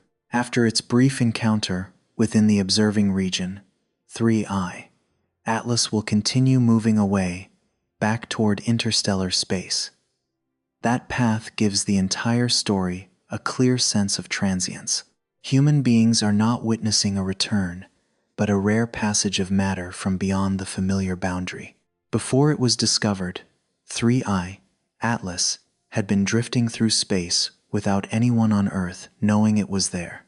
In the darkness between stars, light is extremely weak, temperatures are extremely low, and time stretches far beyond every measure of ordinary life. A piece of matter can pass through regions that are almost empty for so long that imagination struggles to hold it.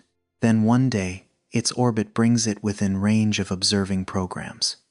There is no sound, no spectacle meant for the naked eye, only a faint point in the data, a motion that needs to be measured, a path that needs to be calculated, and an origin that makes science pay attention.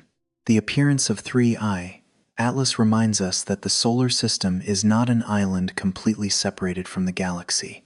The Sun and its planets are moving through the Milky Way, passing through a vast environment filled with gas, dust, stars, stellar remnants, and small pieces of matter thrown out from other systems.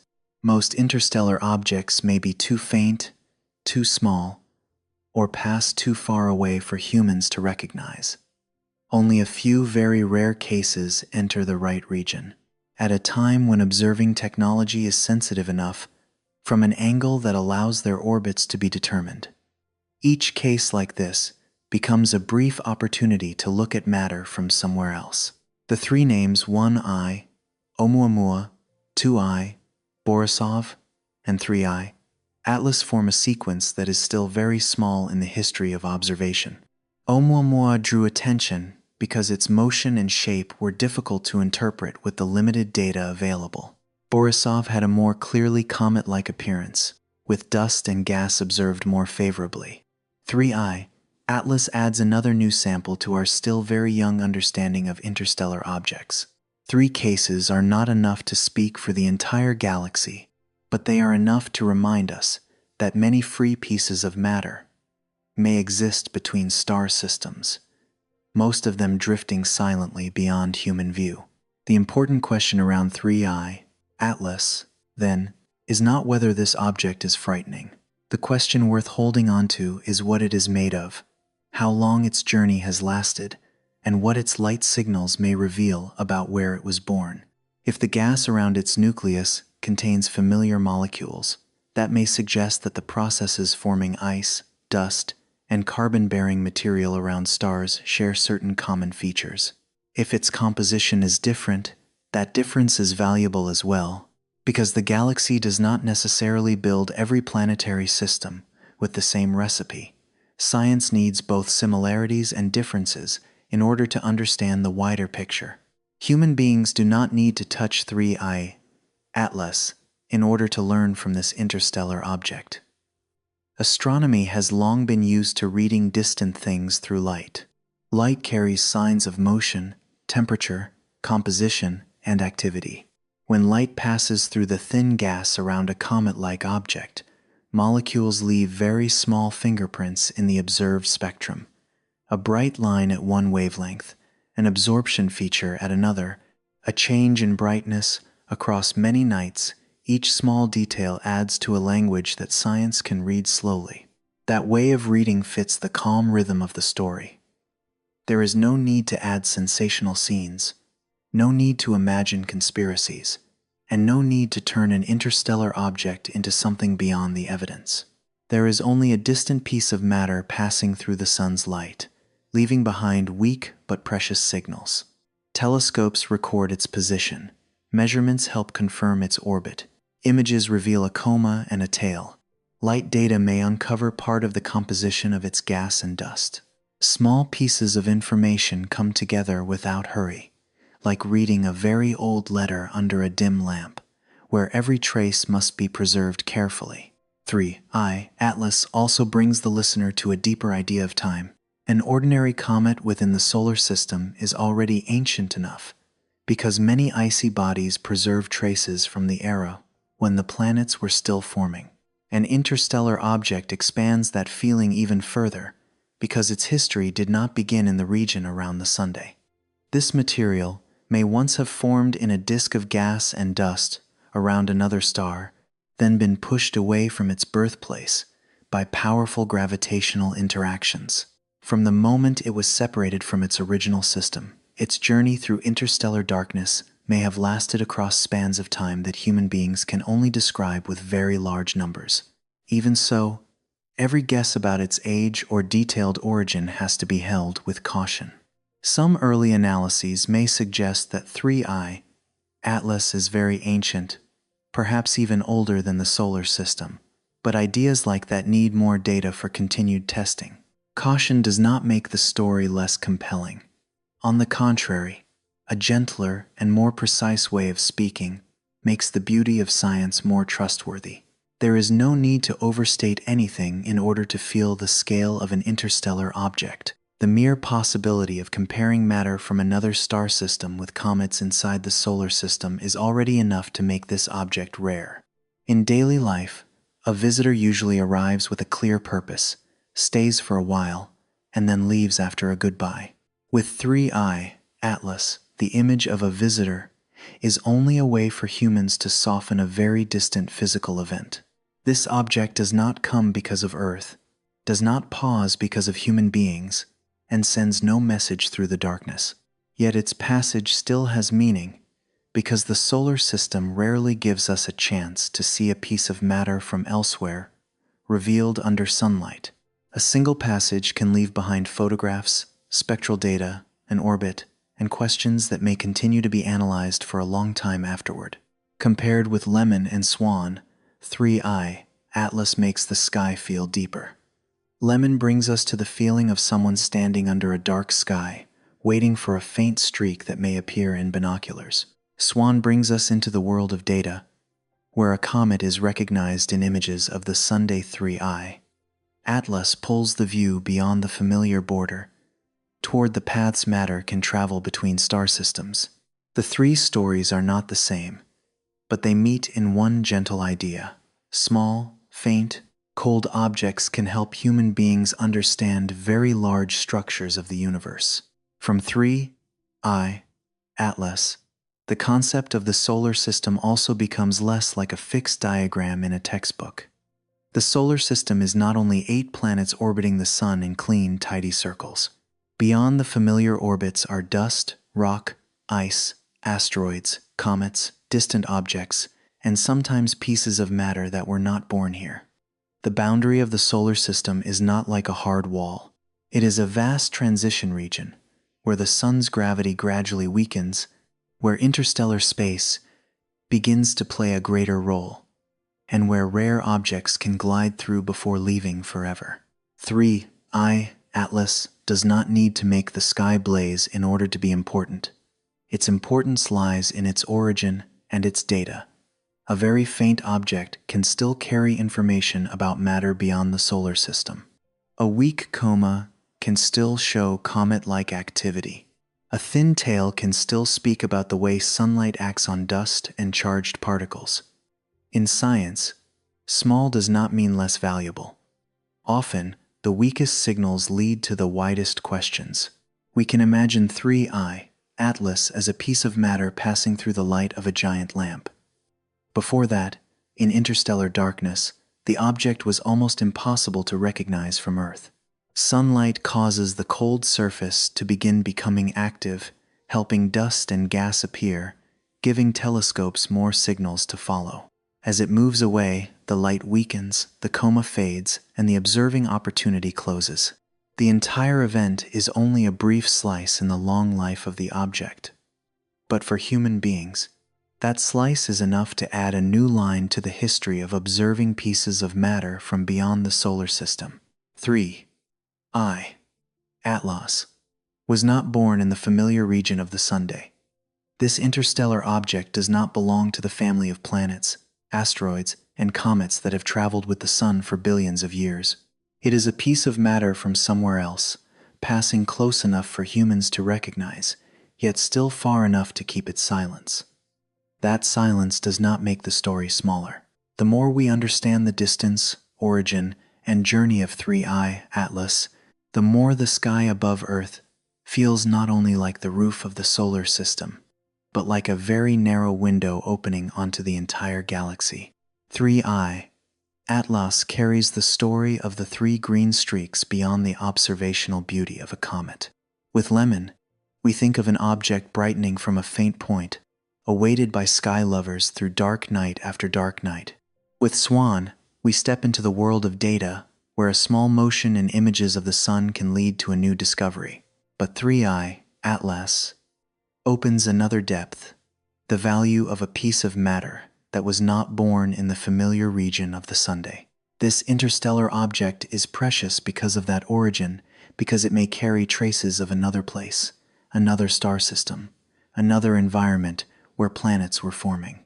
A comet inside the solar system already has value as an ancient sample. Many comets are considered leftover material from the time when the Sun and the planets were forming. Ice, dust, rock, and compounds preserved in the cold can help science look back at the early conditions of this planetary system. But an interstellar object carries the question beyond the family story of the Sunday. If that material once formed around another star, once belonged to another disk of gas and dust, and was once thrown away from its birthplace by gravity and collisions, then the light from 3I Atlas can become a rare chance to compare the building blocks of planets in different regions of the galaxy. The phrase, building blocks of planets, sounds simple, but it contains a very wide idea. Planets do not appear from nothing. Before there are solid worlds, atmospheres, oceans, or rings of dust, there has to be much smaller matter. Grains of dust, ice, rock, carbon-bearing molecules, gases trapped in cold regions, and fragments colliding with one another and gradually gathering over time. These pieces of matter are the first ingredients of planetary systems. If 3I Atlas carries dust and ice from another star system, the signs around this interstellar object may help humans ask whether the process that creates worlds elsewhere is familiar to the process that once took place around the Sunday. That value does not need to rely on speculation about extraterrestrial life. The story here is smaller, but firmer and also very beautiful. Dust can tell us how solid material is distributed. Ice can show how volatile compounds were once preserved in cold environments. Carbon-bearing molecules can reveal forms of chemistry common in planet-forming regions. Gas escaping under sunlight may carry with it components that were buried beneath the surface. The color and brightness of the coma can become traces that help science gradually read the nature of an object from very far away. Human beings cannot reach out and take a piece of 3I atlas to place on a laboratory table. The distance is too great, the observing time too short, and the orbit does not belong to an object that will remain in the solar system for long. So, light becomes the main path. Astronomy has long been familiar with this way of learning from afar. When light passes through the gas around a comet's nucleus, or is emitted by excited molecules, each kind of material leaves its own signs behind. That sign may appear as a stronger color, a bright line in a spectrum, or a slight change as the comet moves closer to the sunday. A light spectrum can be understood as a way of separating light into many smaller components, like a very detailed rainbow. In that rainbow, each molecule can leave a trace of its own, not exactly like any other molecule. By looking at those traces, scientists infer what substances are present in the coma, how strong or weak the activity is, and how material is escaping from the surface. This is not an absolutely easy kind of reading, because the signals are often weak, the object is distant, and the data is limited. But the care in each measurement is what makes the story trustworthy, without needing to add any layer of mystery. An interstellar object is also precious, because so few have been observed. In the galaxy, there may very well be countless pieces of ice and rock wandering between stars, but most are too small, too dark, or pass too far away to be detected. Only those with favorable orbits, enough brightness, a close enough passage through the observing region, and detection by modern technology enter the scientific record. Each confirmed interstellar object is like an extremely rare letter from beyond the solar system. That letter is not written in words, but in dust, ice, gas, light, and motion. Compared with familiar comets of the solar system, 3I Atlas raises a very important question of comparison. If the composition of its dust and gas has many similarities with comets around the Sun, that may suggest that other star systems also create icy, dusty material in fairly similar ways. If clear differences appear, those differences open another line of thought. Each star system has its own history, its own temperature conditions, its own abundance of elements, its own radiation environment, and its own process of forming matter. Science does not need a single outcome to make the story compelling. Both similarity and difference can become valuable clues. The way 3I Atlas responds to the Sun is also part of its scientific value. When its cold surface receives stronger sunlight, volatile material escapes, creating gas and dust around the nucleus. The level of outgassing, the rate of brightening, the shape of the tail, the width of the coma, and the changes from day to day can all reveal how the surface is becoming active. If the dust layer is too thick, activity may be restrained. If many exposed icy regions are present, the coma may develop more clearly. These expressions are like the response of an ancient material to light, helping human beings infer structure and composition without direct contact. What is precious here lies in the ordinariness of matter. A grain of dust does not seem grand if placed in the palm of a hand. A gas molecule is too small for the human eye to see. A thin layer of ice on the surface of a distant object does not create a violent spectacle. But in astronomy, things this small can lead to enormous questions. Where that dust grain once existed, in what environment that molecule formed, how long that ice was preserved in the cold, whether that material resembles the matter that once helped form the planets around the sunday. From very small questions, the picture of the galaxy gradually gains depth. Another reason an interstellar object is precious is that the journey before discovery is almost impossible to observe directly. Human beings see only the passage through the solar system, but before that there was an entire long history in darkness. The material may have formed in a disk of gas and dust around a young star. Large planets in the process of formation may have stirred the surrounding environment, causing many icy and rocky fragments to be thrown out of the system. After leaving their birthplace, those fragments drift across the immense distances between stars, no longer belonging to a familiar orbit around their original star. Then one day, one piece passes through the sun's light, and human beings have a brief chance to read the traces that remain. 3i. Atlas is therefore like a small slice of a very long history. Science cannot see the entire journey, but it can measure the present segment, position, velocity, orbit, brightness, coma, tail, color, and light spectrum. From that present segment, astronomers carefully work backward toward origin. No conclusion should be spoken with too much certainty while the data is still being analyzed. But even that caution gives the story its pull, because each measurement is like a step onto a very thin bridge connecting the solar system with other places in the galaxy. There is no need to speak of alien life in order to feel the scale of 3i. Atlas. Matter alone is deep enough. Ice preserves traces of cold. Dust preserves traces of collision and accumulation. Carbon-bearing compounds suggest chemistry that is common in the universe. Gas escaping under sunlight shows that inner layers are beginning to open. Light passing through that gas carries the fingerprints of molecules. All of it is very quiet, but within that quietness is its own way of telling a story. The universe does not tell its past in words. It lets matter pass through light, then waits for human beings to become patient enough to read it. We can imagine a comet in the solar system as a fragment of memory from the region around the young Sunday. An interstellar comet is more like a fragment of memory from somewhere else, not as a message and not as an artificial signal, but as material composition. This difference makes 3i, Atlas, a very precious object. This interstellar body does not need to blaze brightly, does not need to come close to Earth, and does not need to create a grand spectacle for the naked eye. It only needs to leave behind enough dust, enough gas, and enough light for science to analyze. Its value is already there. Seen this way, 3i, Atlas makes the idea of beyond the solar system feel more concrete. In everyday language, that phrase sounds extremely distant, like an idea from an astronomy book.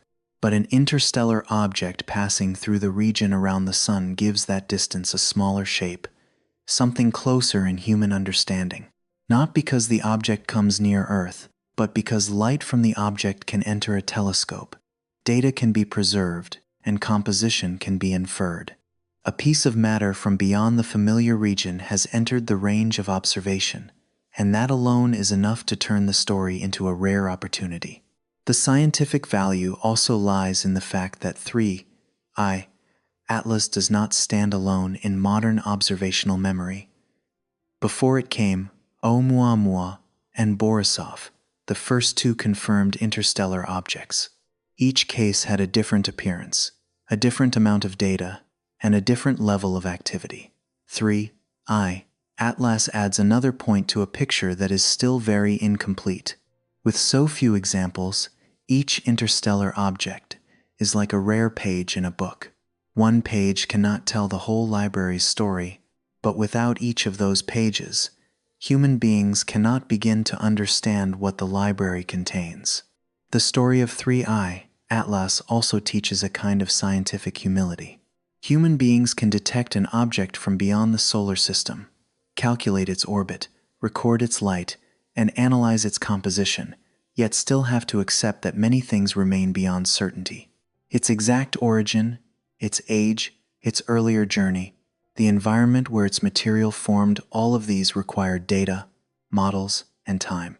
The unknown is not an empty space to be filled with fantasy. It is where science continues to work, slowly, through each measurement, each hypothesis, and each test. When viewed very slowly, The value of an interstellar object lies in its ability to make the galaxy feel less abstract. The Milky Way is no longer only a faint band of light in the sky, or a number containing hundreds of billions of stars. The galaxy becomes a place where real matter is moving between star systems, where pieces of ice and rock can be thrown out of their original homes, wander for a very long time, and then pass by another star. In the moment when 3I, Atlas moves through the region around the Sun, that enormous story touches the solar system through a very small trace. For that reason, 3I, Atlas is precious not because it is mysterious in a sensational sense, but because it is rare in a scientific sense. Precious because its origin lies beyond the familiar region. Precious because its material may carry traces of another star system. Precious because light from its dust and gas may help compare the ingredients of planet formation in different parts of the galaxy. Precious because every measurement made during the short time before the object moves away becomes data that may not be easy to obtain again. An interstellar visitor passing through does not need to leave a message. The simple fact that its presence is recorded is already a gift to science. If a comet in the solar system is a fragment of memory from the region around the young sun, then an interstellar comet may be a fragment of memory from somewhere else, not a message written in language, not an artificial signal. Only matter, dust, ice, gas, carbon, light, and orbit. But for science, matter is sometimes the way the universe retells its past. And in the silence of 3I, Atlas, that past does not ring out like a loud call. It appears as a faint trace, deep enough to make human beings want to look longer. 3I, Atlas carries the story of comets beyond the beauty of a green streak of light. This interstellar object suggests a deeper image, a time capsule made of ice and dust, drifting through darkness for a very long time before sunlight causes its cold surface to begin becoming active. This is not an intentional box, nor a place where a message has been hidden. The phrase only helps us feel that in the cold of space, matter can preserve traces of very distant eras, from places human beings have never touched directly. A comet born within the solar system is already ancient enough to draw scientific attention. Ice, dust, rock, and volatile compounds can preserve part of the memory of the time when the sun was young, when the planets were gradually forming from the disk of material surrounding the central star. With 3I, Atlas, that feeling of time widens by another layer. Its interstellar origin means this piece of matter may belong to a different region of formation, around another star, in a history different from the familiar story of Earth. On Earth, time rarely leaves matter untouched. Wind wears down stone, water dissolves minerals, the atmosphere creates chemical reactions, and geological activity constantly reshapes the surface. Worlds with volcanoes, oceans, weather, and tectonics often rewrite the history of their own material across millions of years. Distant space is colder, quieter, and in many regions poorer in collisions, and that coldness can preserve ice and dust in an almost sleeping state for very long stretches of time. A cosmic time capsule is not opened by hand. Human beings cannot hold 3I, Atlas, cannot place this interstellar object on a laboratory table, and cannot separate a piece of ice to look at under a microscope. The only way to read it comes from afar, through light and motion. When the cold object passes through a region more strongly affected by the sun, some ice turns into gas, dust is carried along, the faint haze around the nucleus expands, and a thin tail begins to appear. These signs become the way science looks into material that had been kept hidden in darkness. The sun is like a giant lamp shining through a piece of ancient matter. Its light does not only brighten the surface, but also causes volatile molecules to leave the comet's nucleus. Escaping gas carries chemical traces. Dust reflects sunlight and shows solid material spreading into space. The coma around the nucleus becomes a thin layer for telescopes to record, while the spectrum of light, meaning light separated into many smaller components, helps scientists infer what kinds of material may exist in that gas. With 3I, Atlas, Every grain of dust and every sign of gas is precious because it may come from beyond the solar system. If its composition has similarities to familiar comets around the Sun, science gains another clue that the processes creating ice and dust around stars may share many common features. If its composition is different, that difference also opens new questions about the environment where the material once formed. Both possibilities have value because the galaxy does not need to create every planetary system in the same way, at the same rhythm, or with the same chemical history. Ice in an object like 3I, Atlas can be seen as a cold place of storage. Volatile compounds, if they were once frozen in a region far from strong light, may survive for a very long time before being awakened by the Sunday. Dust carries another story, one about solid matter, about tiny grains that once gathered together, collided, broke apart, or were swept into new environments. Carbon-bearing compounds suggest a layer of chemistry that is common in the universe without needing to rush into any connection with life, but simply to be seen as an important part of the ingredients that build worlds. An interstellar object may have traveled a long way before human beings discovered it. The original material may have belonged to a disk of gas and dust around a young star. Large planets forming there may have disturbed the surrounding environment, pushing some ice and rock out of the original system. After leaving its old home, that piece of matter wandered through the darkness between stars, where light is weak, temperatures are low, and time almost loses its familiar meaning. Only when it passed through the region around the Sun did a very short segment of that long journey become observable. Science sees only the present slice, but that slice can still contain a great deal of information. Its position from night to night helps determine the orbit. Its brightness shows how its activity changes. The coma and tail reveal material leaving the surface.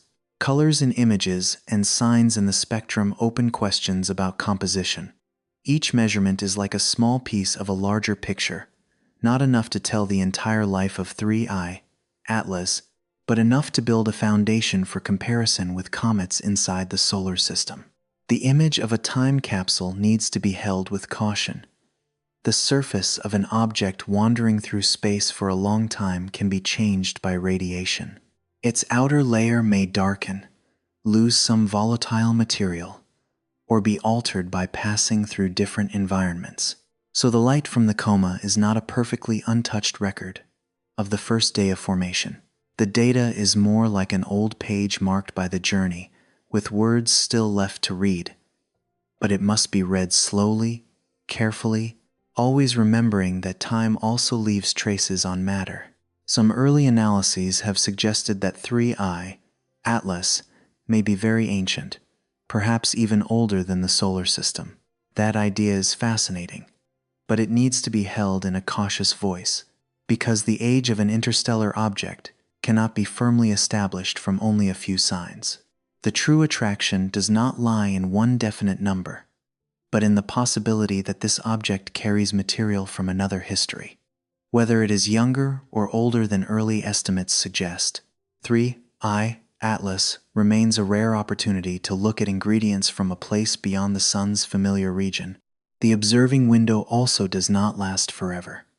The interstellar object passes through the region around the Sun, its cold surface becomes more active, and dust and gas appear clearly enough for telescopes to record.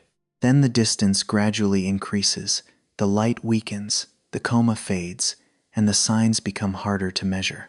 That window opens for only a short segment compared with the object's long journey.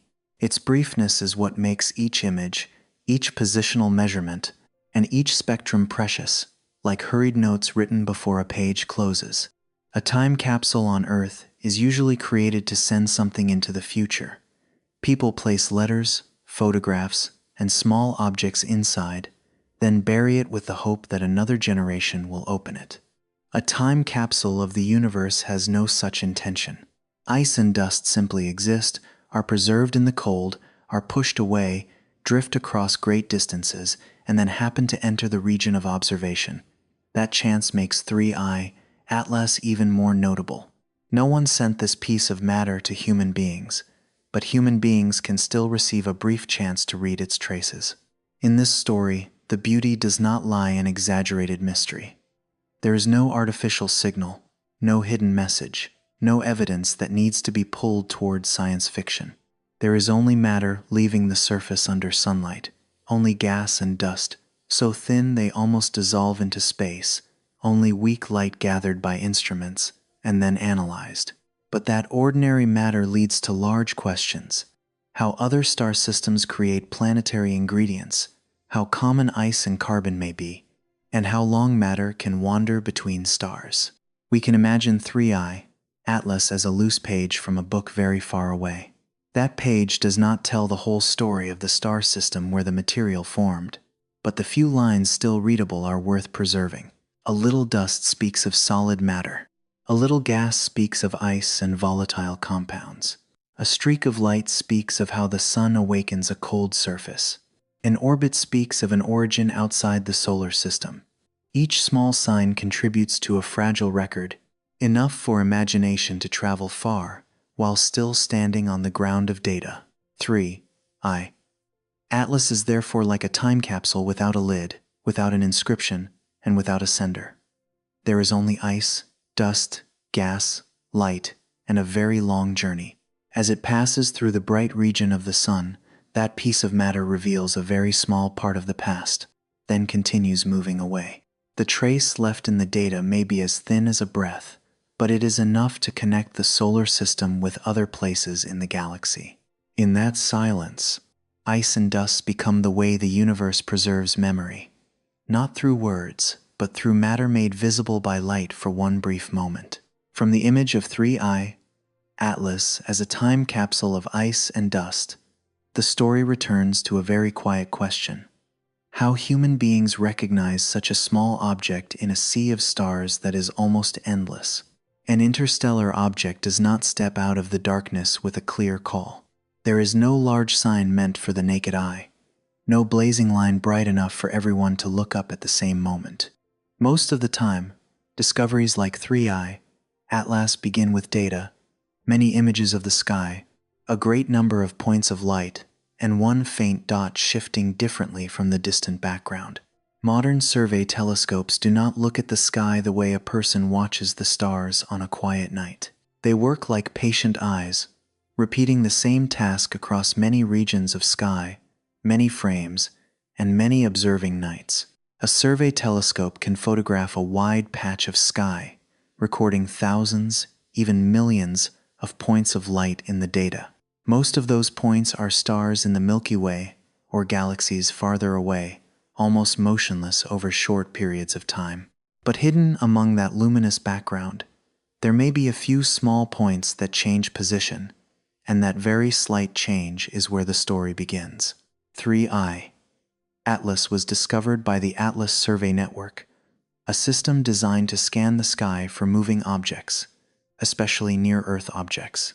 Atlas can be understood as a skywatching network, part of the effort known as planetary defense, which means tracking asteroids, comets, and small objects whose orbits need attention. The main goal of systems like this is not to create beautiful images, but to recognize motion. In a sky dense with points of light, anything that does not remain still with the stellar background is flagged, checked, and followed more carefully. That way of searching may sound dry, but inside it is a very deep beauty. Imagine an image of the sky taken at night. In it are countless points of light, some sharp, some blurred, some streaks of noise, some faint light from distant galaxies. Software compares that image with others, looking for points that have moved. An observer reviews the candidates, removes mistakes, checks the data, and then realizes that a small faint dot is following its own path. From that moment, the blur is no longer just part of the background sky. It becomes an object that needs to be named in space. Motion is the key. A distant star is so far away that, over a few hours or a few nights, its position remains nearly unchanged in ordinary measurements. A small object in the solar system, much closer than the background stars, will drift gently across the image from one night to the next. That motion can be very slow, sometimes only a thin deviation in a table of data. But modern astronomy is built from deviations like that. A point of light does not need to be large. A faint streak does not need to be dazzling. As long as its position changes in a measurable way, the question of its orbit begins to open. From many observational images, astronomers reconstruct the object's path. Each position is like a dot on a large sheet of paper. A single dot does not say much. 2 dots reveal the first direction of motion. Many dots across many nights allow the orbit to be calculated more accurately, estimating the object's speed, distance, and the shape of its path around the Sun. For most asteroids or comets in the solar system, the orbit will show that the object is still held by the Sun in a closed or very long loop. For an interstellar object, the path has a different character, showing that the object is passing through and then leaving the familiar region of influence. That is when 3I, Atlas, becomes special. It is not only a faint dot in motion. Its orbit shows that its origin does not belong to an ordinary comet of the solar system. Its speed and path reveal an interstellar visitor, matter from beyond the familiar region of the Sun. From a small point in survey data, the story expands into the space between stars. A very small motion in an image of the sky becomes evidence of a very long journey, far longer than the short segment human beings are able to observe. An important part of this work is finding older traces in data that already exists. After the initial discovery, astronomers often return to image archives to see whether the object appeared in earlier observations. That work is like reopening old diary pages of the sky. Before the day it was announced, 3I, Atlas may have already been present in some survey images, too faint or not yet recognized among countless other points of light. Once the predicted position is calculated backward into the past, observers can search for that faint dot in older images, adding more points to its path. The Vera C. Rubin Observatory, one of the modern sky survey systems, also provided observations from before and near the time of discovery, helping extend the data sequence of 3I, Atlas. Those images do more than lengthen the observational history by a few days or weeks. They help define the path more firmly, allow brightness to be followed over a wider span of time, and let the object's appearance be reviewed through different states. A faint dot that appears in only a few images still carries many uncertainties. A longer sequence of observations turns the story from a passing sign into a curve that can be studied. The more data there is, the less vague the picture becomes. Position tells us where the object is. Brightness tells us how its reflection and activity are changing. The faint shape around the nucleus suggests whether dust and gas are escaping. If the images are good enough, a coma or tail may appear as a soft feature around the central point of light. These pieces of information do not need to be spectacular in order to matter. In astronomy, a small change in brightness, a faint streak extending beyond the stellar background, or a slight shift in position can help distinguish a dark rock from an object with comet-like activity. Modern observation, then, is a combination of machinery and human caution. Software can scan data faster than the human eye, finding moving points and suggesting candidates that deserve attention. But those candidates still need to be checked, compared, and confirmed with additional observations. Sensor noise, satellite trails, cosmic rays, technical errors, or already known objects can all create confusion. A reliable discovery has to pass through many layers of verification, like a story being read again and again to make sure each detail has not been misunderstood. From the outside, that process may not seem dramatic. There is no moment when a telescope turns upward and immediately sees an interstellar object as clearly as it might appear in a movie. Instead, there are images taken automatically, data being processed, suspicious points being marked, orbital calculations being updated, older observations being recovered, and the astronomical community checking together. That quietness does not make the discovery less beautiful. On the contrary, the beauty lies in the careful rhythm of the work itself. In a sea of stars, human beings learn not to ignore a faint dot, simply because it is small. We can imagine each image of the sky as a sheet of paper covered with grains of light. A single page, seen alone, appears almost still. Many pages placed side by side begin to create motion. One point of light shifts slightly, then slightly again. From that motion, an orbit is calculated. From the orbit, origin becomes a question. If the path shows that the object does not belong to a loop held by the sun, the story can move beyond the solar system. A very small, faint dot suddenly opens into a large question. Where did this matter come from before it entered our view? What makes 3I, Atlas, special is not only the initial discovery, but also the ability to follow it afterward. Once an interstellar object is identified, time becomes precious. Each observing night can add one more piece of data before the object fades and moves away. Telescopes can record a new position, a new brightness, and a new shape of the coma. Different observing groups can add data across multiple wavelengths. In this way, an initial faint dot is gradually seen as an object with activity, an orbit, an observational history, and value for comparison with other comets.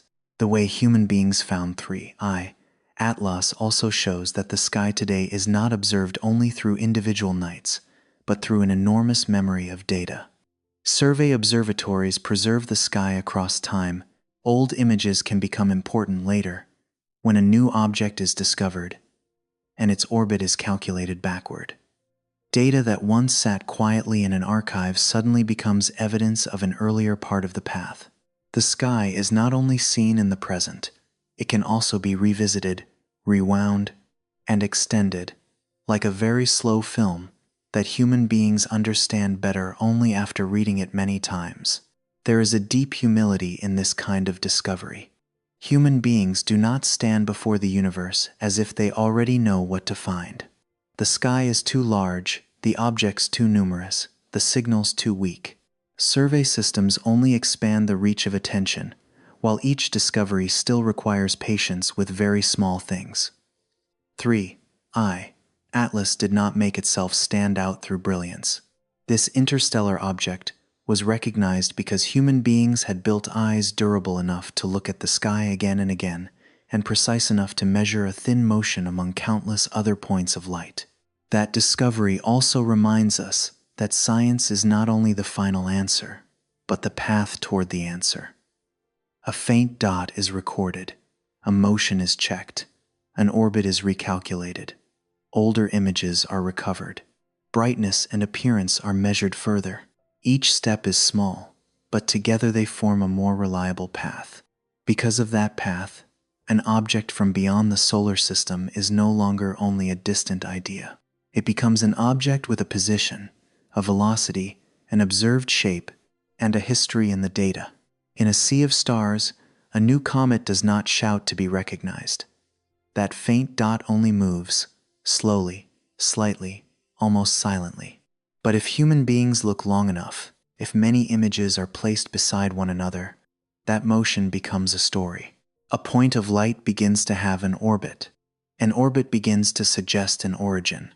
That origin may lie beyond the solar system, in a place where matter wandered through interstellar darkness before sunlight made its traces readable.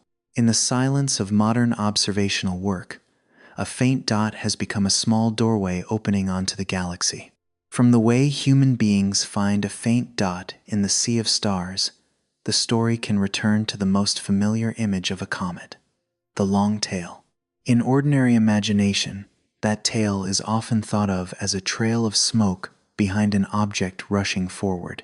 That image is easy to understand, because on Earth, fast motion often leaves familiar kinds of traces.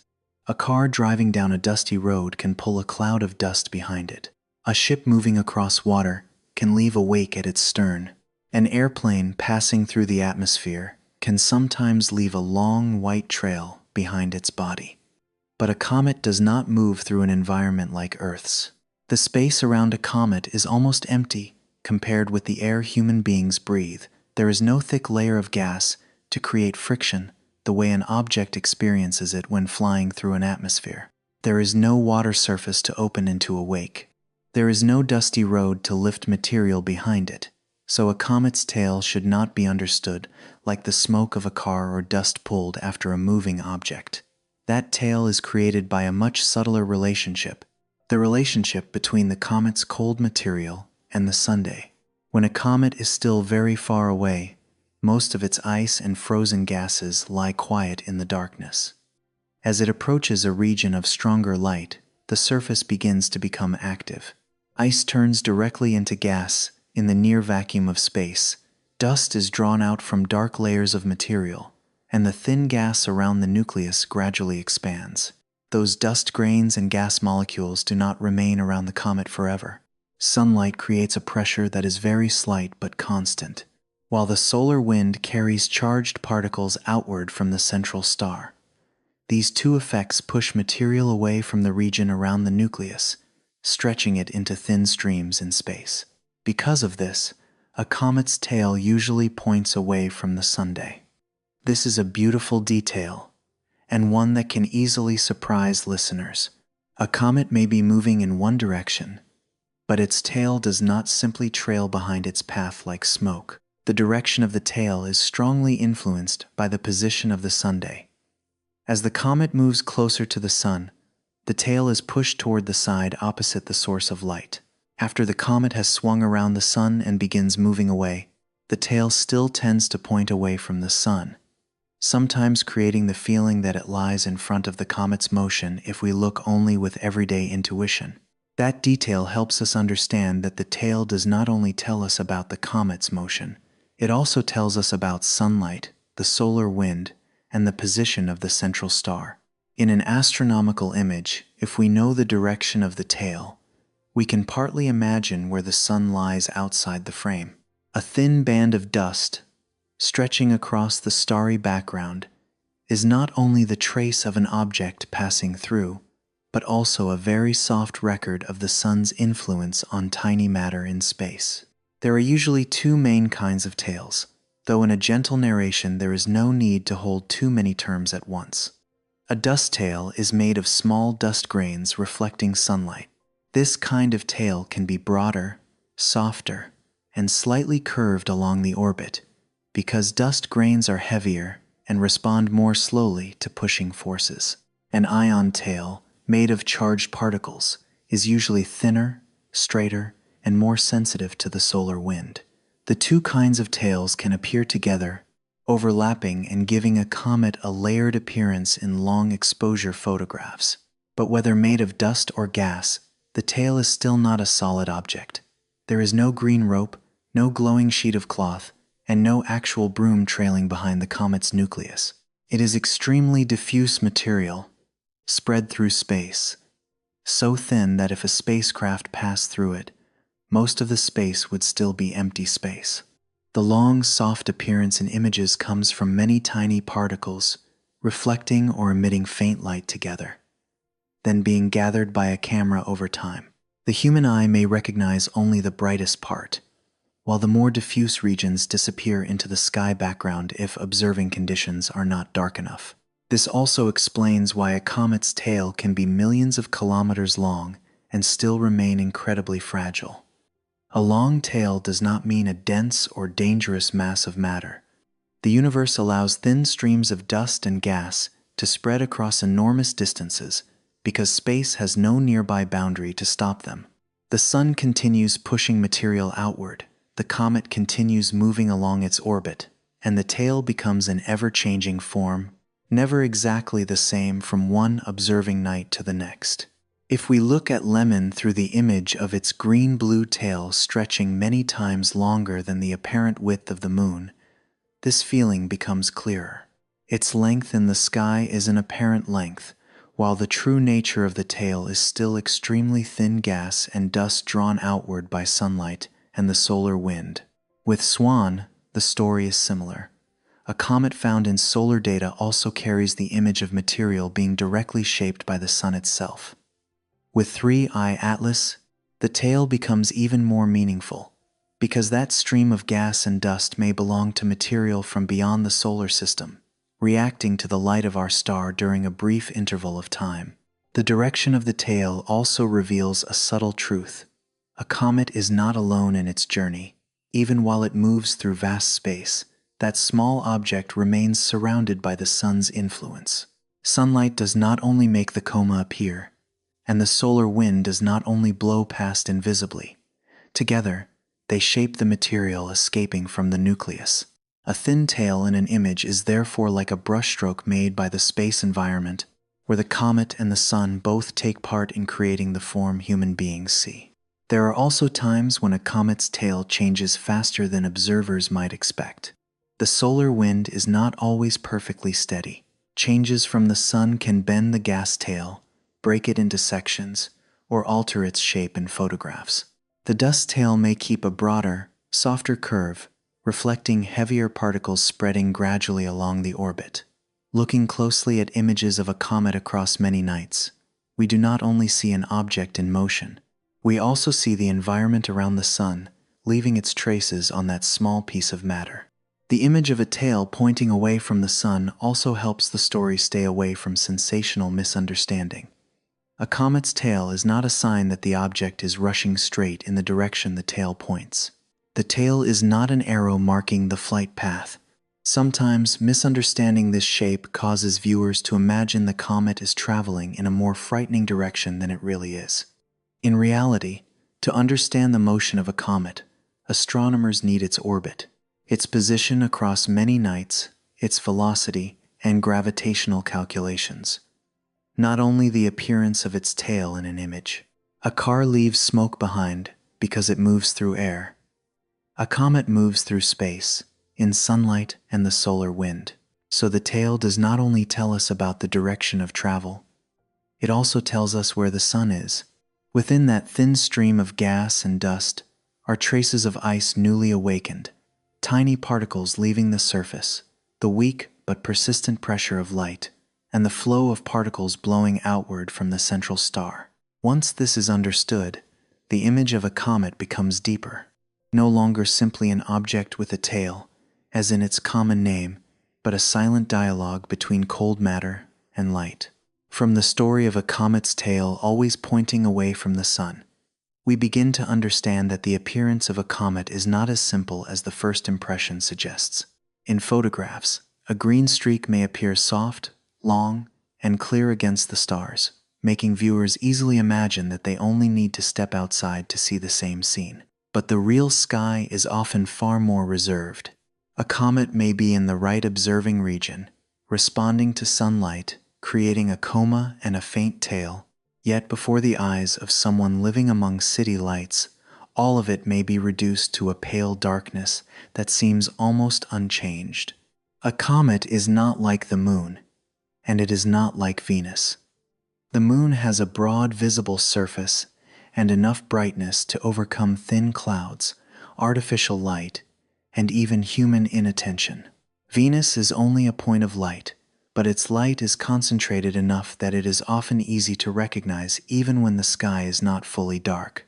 A comet belongs to a more fragile kind of presence. The light from dust and gas around its nucleus is usually spread across a wide region, not sharp, not steady, and not easy to separate from the sky background. Because that light is so diffuse, a comet described as bright enough can still be very difficult to see with the naked eye. The difference between observable and easy to see is very important. In popular astronomy, the phrase visible to the naked eye only means that the brightness falls within the range human eyes can recognize under good conditions.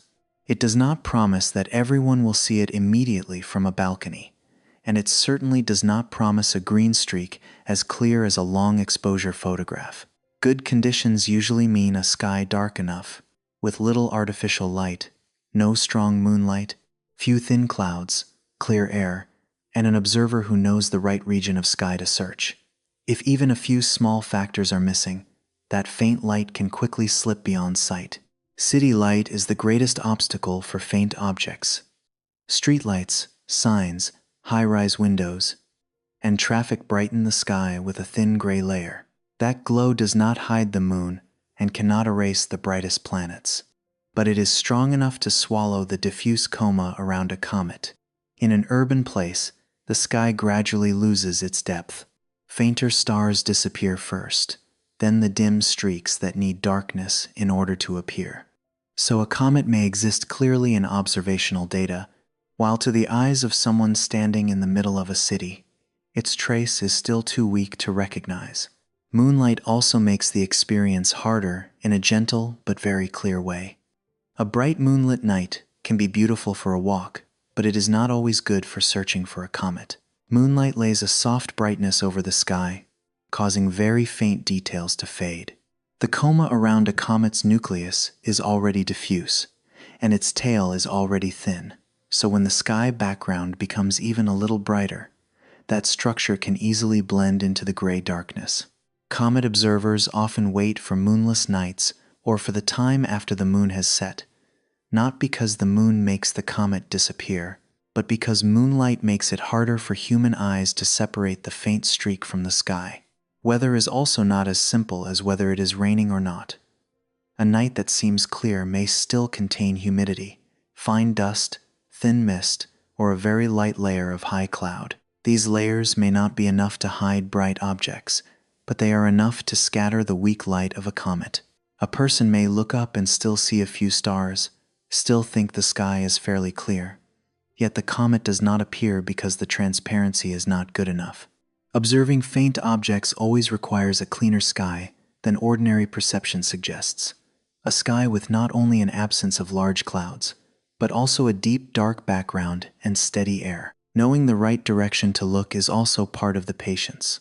The night sky is wide, the constellations shift position by the hour, and a comet moves from day to day. A correct position on the previous evening may have shifted by the next. Sometimes the comet lies low near the horizon, where the atmosphere is thicker and urban glow is stronger.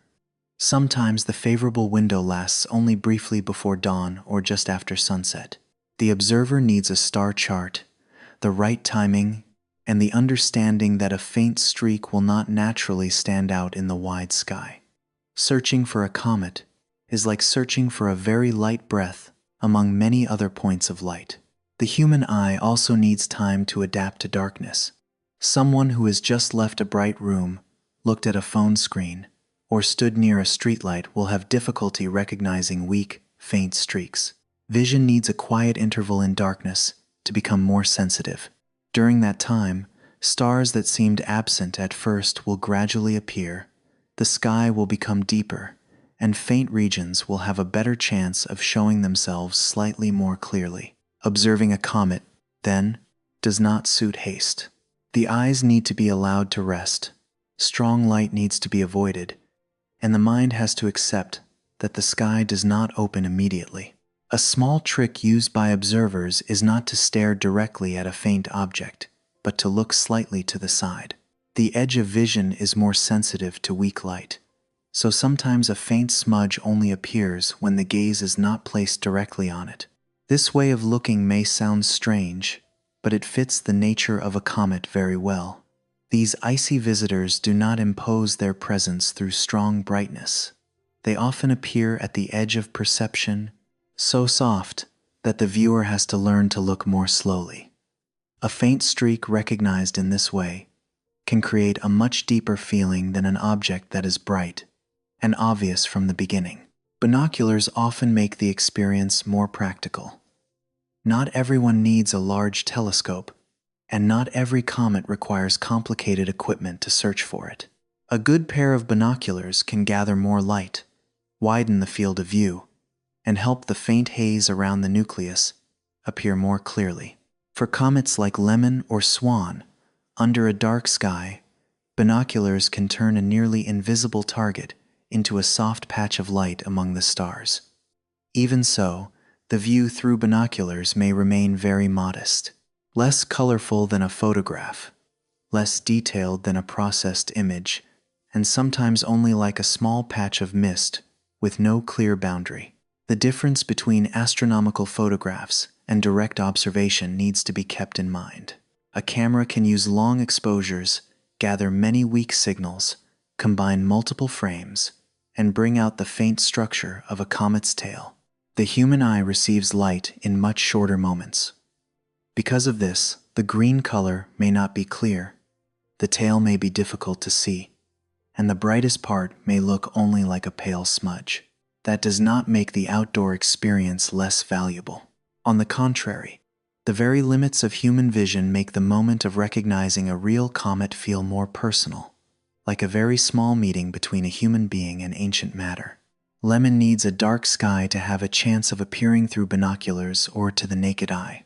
SWAN also requires a place with little light pollution and little moonlight, so its faint streak does not sink into the sky background. Those conditions sound simple, but in modern life they are not always easy to find. Many people live under skies so bright that the Milky Way has disappeared from visual memory. A faint comet in that setting becomes a real challenge. Sometimes the most important instrument is not a large telescope, but a trip away from the glow. A patch of sky dark enough, and a state of mind patient enough. Observing a comet also teaches human beings to accept uncertainty. A chart may point to the correct position, but thin clouds can drift in. A forecast may suggest favorable brightness, but the local sky may be too humid. A night that seems perfect may still make the comet appear dimmer than expected.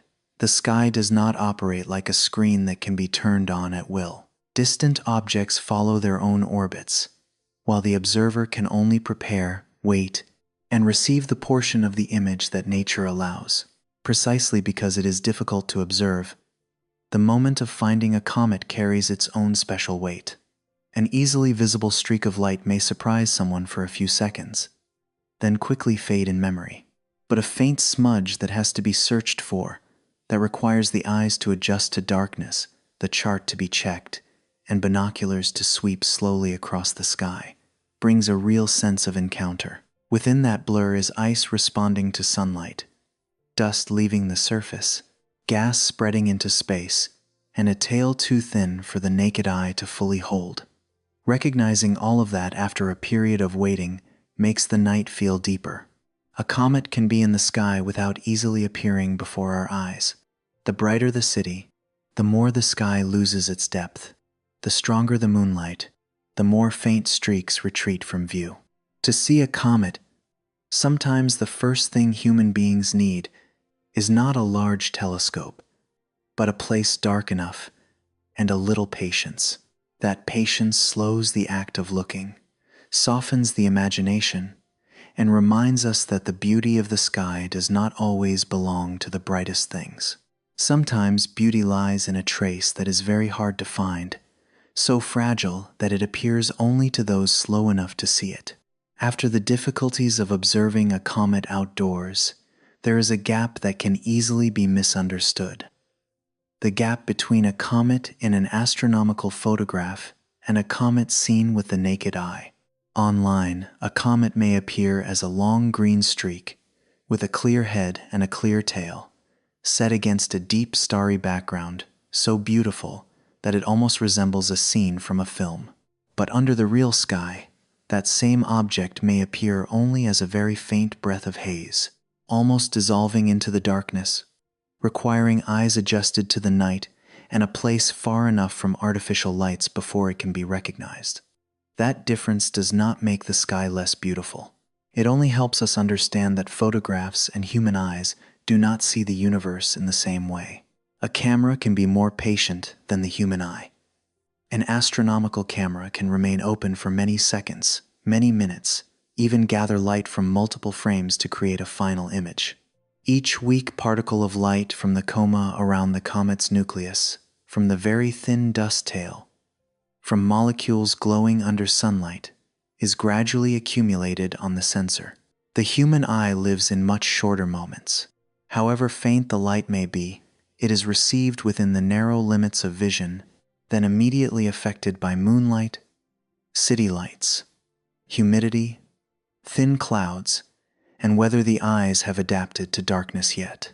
Because of this, the green color in comet photographs is often much clearer than in direct observation. In a long exposure image, the coma around the nucleus may appear with a cool green tone, soft and deep, like a thin mist surrounding a small point of light. Under the real sky, that color may be very difficult to recognize, or may disappear completely to the naked eye. The observer may see only a pale gray smudge, with no clear color and no sharp boundary. Not because the green is unreal, but because the light signal is too weak for the immediate ability of the human eye. Astronomical images are also processed to reveal details that are naturally very faint. The photographer may increase contrast, adjust color balance, combine multiple exposures, reduce background noise, and bring out the tail or the dusty region around the comet. These steps do not mean the image invents an object that does not exist. On the contrary, processing helps real signals, too weak for the naked eye, become easier to see. The sky still sends those same particles of light to the camera. The difference lies in how the instrument gathers, preserves, and presents that light for human beings to see. The human eye may seem weaker than a camera in darkness, but that very limitation makes direct observation more delicate. A photograph can show a long tail, a clear green color, and rich structures of gas and dust. A night spent standing under the real sky offers another feeling.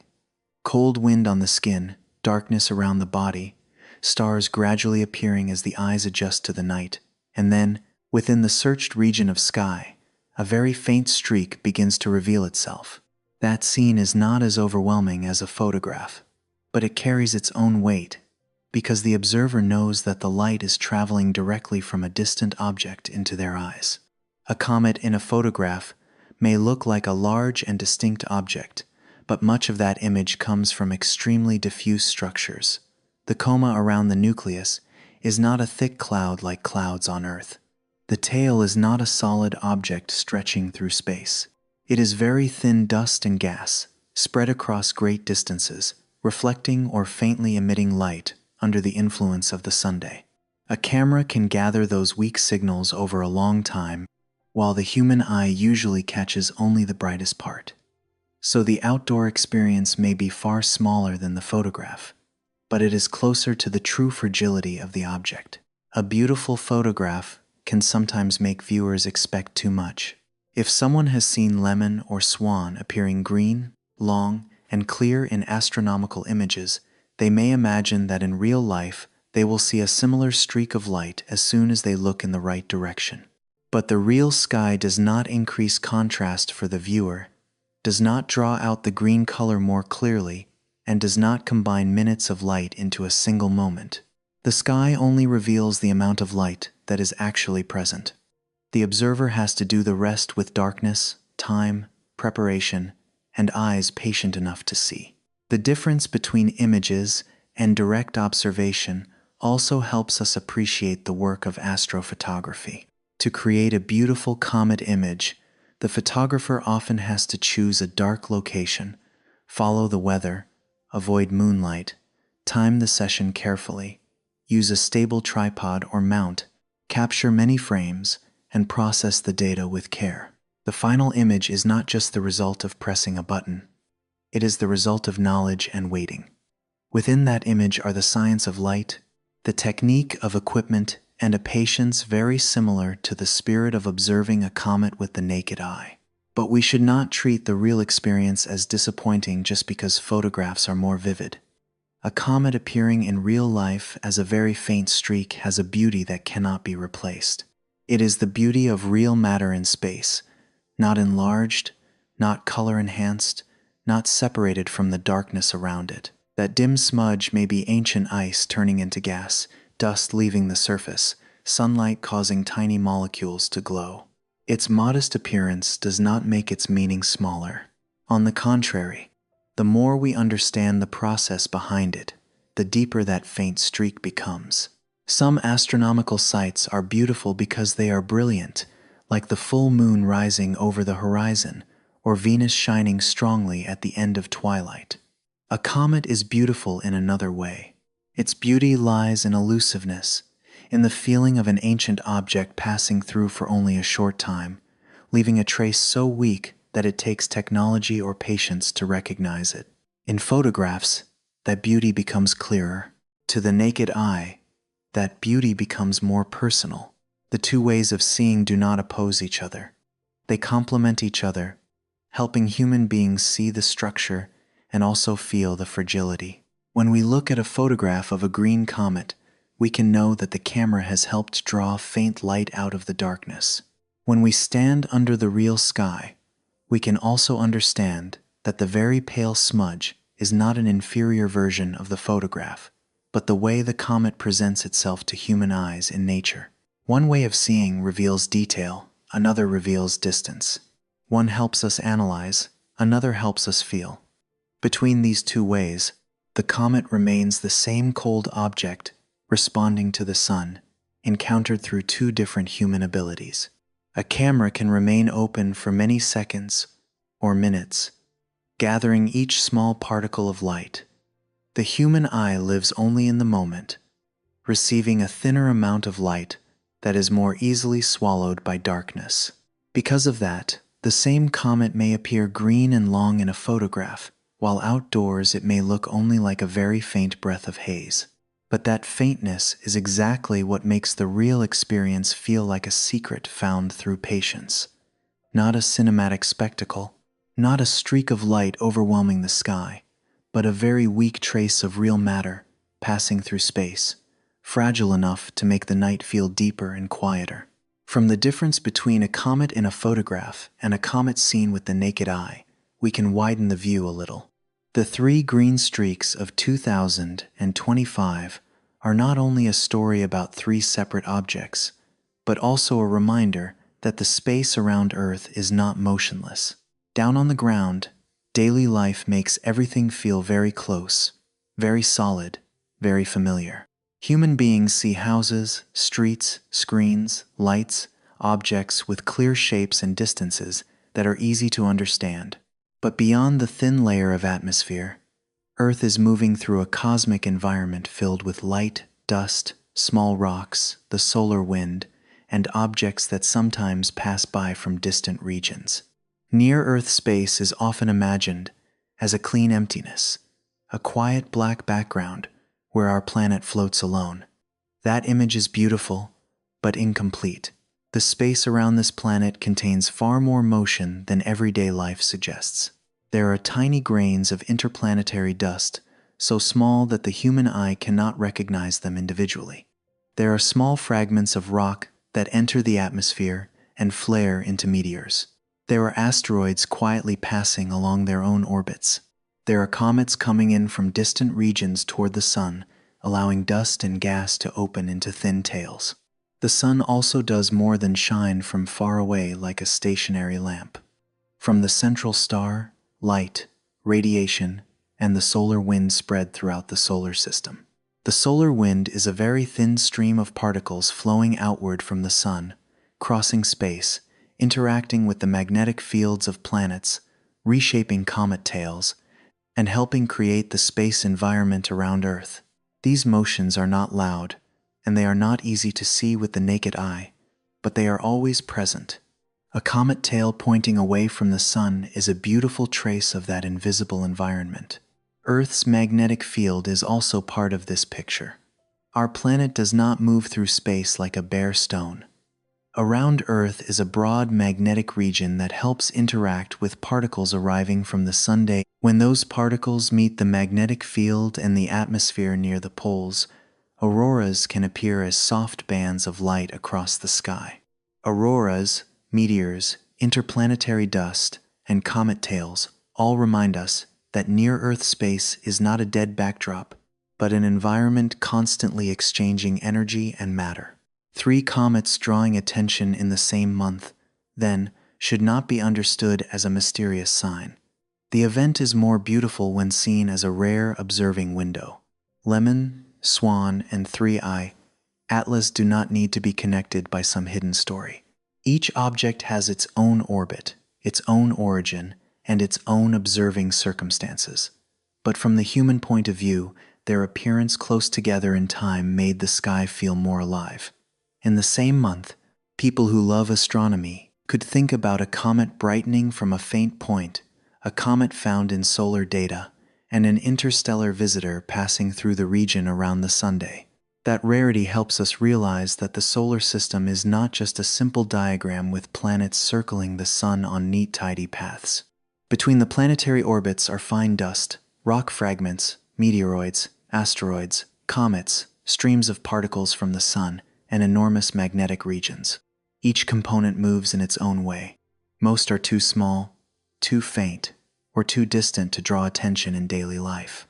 But at special moments, a few objects brighten enough to remind human beings that the space around this planet has more layers than the naked eye can recognize. Life on the ground is too bright and too close, and it often hides that feeling. Cities take over the view with lights, signs, windows, and screens. The tasks of the day turn the sky into a background that receives little attention. Even at night, many places are no longer dark enough to see the Milky Way, let alone a faint comet. Because of this, human beings can easily forget that Earth is not standing still in an empty room. This planet is rotating, orbiting the sun, moving through very fine streams of dust, and surrounded by the constant motions of the space environment. A passing meteor can make that feeling concrete. For a few seconds, a grain of dust or a small piece of rock enters the atmosphere, heats up, and leaves a streak of light.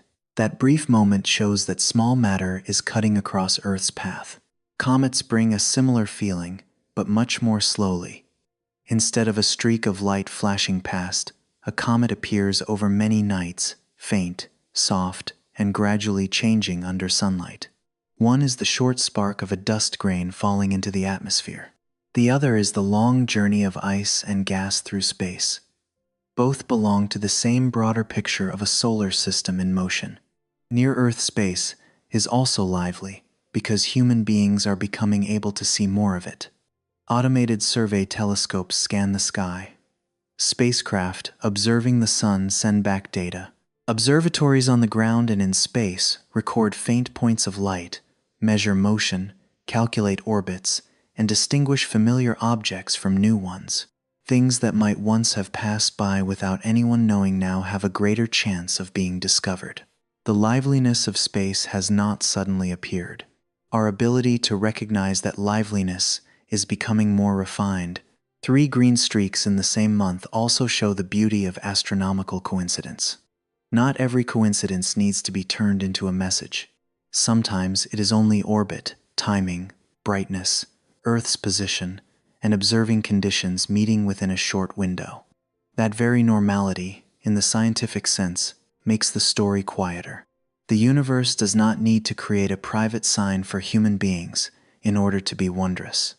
3 cold, distant, faint objects entering our attention during the same period are already enough for the sky to suggest that many journeys are always unfolding around Earth. That liveliness is not always easy to see, because the pace of the universe often does not match the rhythm of human attention. Some motions are too fast, flashing as a meteor before disappearing. Some are too slow, requiring many nights of observation before they can be recognized. Some signals are too weak, gathered only by cameras or telescopes. Some objects pass too far away, remaining only as numbers in data. But all of them contribute to one shared truth. The sky is not a still background. Behind its quiet appearance is a vast network of motion, delicate, wide, and persistent. Seen this way, Lemmon, SWAN, and 3I, Atlas are like 3 small points of light on a larger map. Lemmon reminds us of comets that can be searched for under dark skies. SWAN reminds us of the ability to discover objects in solar data. 3I, Atlas reminds us that near-Earth space can sometimes receive objects from beyond the solar system. 3 different stories clarify the same thing. Our planet does not live in absolute isolation. Earth exists within a cosmic environment with depth, flow, small matter, light, and visitors that pass through only briefly. The space around Earth is not a dead emptiness. It is a region of slow motion, where light passes through, fine dust drifts between orbits, small fragments of rock occasionally touch the atmosphere, Comets from distant regions open their comas under sunlight, and some objects pass by only once before disappearing into interstellar darkness. That liveliness is not loud, not always visible, and does not require human beings to see it every night. But a season with 3 green streaks is enough to remind us that above familiar life, the solar system is still moving in silence. In the journey through the 3 green streaks of 2025, Lemmon, SWAN, and 3I, Atlas gradually appear not only as 3 astronomical names, but as 3 different doors opening onto the same sky. Each comet carries its own appearance, its own path of discovery, and its own scientific meaning. Lemmon brings human beings back to the feeling of direct observation under a dark sky. SWAN leads into the world of data, where very small motions are recognized through technical frames. 3I, Atlas expands the view beyond the familiar region of the Sun, toward the story of matter that may drift between star systems for a very long time. Lemmon belongs to the beauty of waiting. From a faint point in observational data, this comet gradually brightened under the influence of the Sun, giving sky lovers a reason to look up on darker nights, farther from artificial lights, quieter than the rhythm of ordinary life. We can imagine someone preparing binoculars, checking a star chart, choosing a place with little light pollution, and letting the eyes adapt to the darkness. That experience is not loud, and it is not as certain as looking at the moon or a bright planet, but that very fragility makes Lemmon a representative of astronomy's own quiet joy of observation. With Lemmon, the beauty does not lie in a dazzling spectacle overwhelming the sky, but in the moment when a real faint streak is recognized. A weak spot of light among the stars may carry ancient ice, fine dust, gas leaving the surface, and sunlight making the coma around the nucleus appear. The observer may not see the green color as clearly as in a long-exposure photograph, and may not see the whole thin tail. But simply understanding the process taking place behind that blur is enough for a small point of light to open the feeling of touching a piece of ancient matter from the solar system. Lemmon also preserves the classical quality of astronomy. Human beings standing under the sky and searching for a distant object themselves. Even though modern instruments help predict its position, record images, and measure brightness more precisely, the final experience still carries a simple quality. Eyes adjusted to darkness, a pair of binoculars, a clear enough stretch of sky, and slow patience can turn an astronomical forecast into a real encounter. Through Lemmon, the sky is no longer an abstract idea, but a place where a faint light passing at the right moment can be found by those who know how to look up. SWAN brings another shade of meaning. If Lemmon is tied to the dark sky and direct searching, SWAN is tied to screens, spacecraft, and streams of data sent back from the region of solar observation. The beauty of SWAN does not begin with a chance glance upward, but with the ability to recognize a small point of light shifting across many frames. Those images were originally meant to support the study of the Sun and the environment around it. Yet among technical traces, a new comet could quietly appear. There, discovery does not come from astonishment, but from sustained attention to very small differences. SWAN represents astronomy in the age of data. Today, the sky is not seen only by human eyes, but also by sensors, observing spacecraft, image archives, and software that compares motion. A single frame may not create any special impression, but many frames placed together can reveal a faint point that is not standing still. From that motion, the orbit is calculated, the name is confirmed, and a cold object passing through the inner region of the solar system enters human awareness. SWAN reminds us that many modern discoveries do not flare up in a single instant, but form through the patient process of rereading the sky. The story of SWAN widens the meaning of observation. Observation is not only looking directly at the sky, but also reviewing data, recognizing signs, comparing many sources of images, and understanding motion among countless points of light. A comet can be discovered in places that seem meant only for the Sunday. A faint dot in technical data can become a name that astronomy lovers search for with binoculars. Thanks to SWAN, the sky does not exist only overhead, but also inside quiet image archives, where light from space is preserved so human beings can read it more slowly. 3. Atlas takes the journey farther than both observational beauty and data science. This interstellar object makes the sky feel deeper because its origin does not belong to the familiar region of the Sunday. In the name 3I, Atlas, the letter I carries the meaning of interstellar, opening the feeling that this matter comes from beyond the solar system. This is no longer the story of a familiar comet returning on a long cycle, but the story of a piece of matter passing through, recognized for a short time, and then continuing away into the wide space between stars. With 3I, Atlas, the value does not lie in closeness to Earth or in an easily visible spectacle for the naked eye. The value lies in origin and data. Dust, gas, the faint haze around the nucleus, the thin tail, color, and the spectrum of light may all contain clues about matter formed around another star. A comet in the solar system can tell us about the youth of the region around the Sun. An interstellar object can suggest a memory from a more distant place. 3I. Atlas therefore represents the possibility of comparing the ingredients that built planets in the solar system with matter from other star systems. The appearance of 3I, Atlas, also makes the solar system feel less like a closed system. The Sun, planets, asteroids, and comets do not exist like a sealed room in the middle of the galaxy. Between star systems, there may be countless pieces of matter thrown out from the places where they formed, wandering through interstellar darkness for a very long time. Most of those pieces are too small or too faint for human beings to recognize. A few rare cases pass through a favorable observing region, and in that brief moment, the sky around Earth becomes a window opening onto the wider Milky Way. Placed side by side, these three names reveal three different layers of astronomy. Lemmon belongs to direct experience, where human beings search for a faint streak with their eyes, with binoculars, and with patience. SWAN belongs to the memory of data, where a small point of light in solar images is recognized through motion. 3I, Atlas, belongs to interstellar depth, where an object passing through the solar system may carry traces of matter from somewhere else. These three layers do not repeat one another, but complete one another, making the story of the three green comets wider than a single sky event.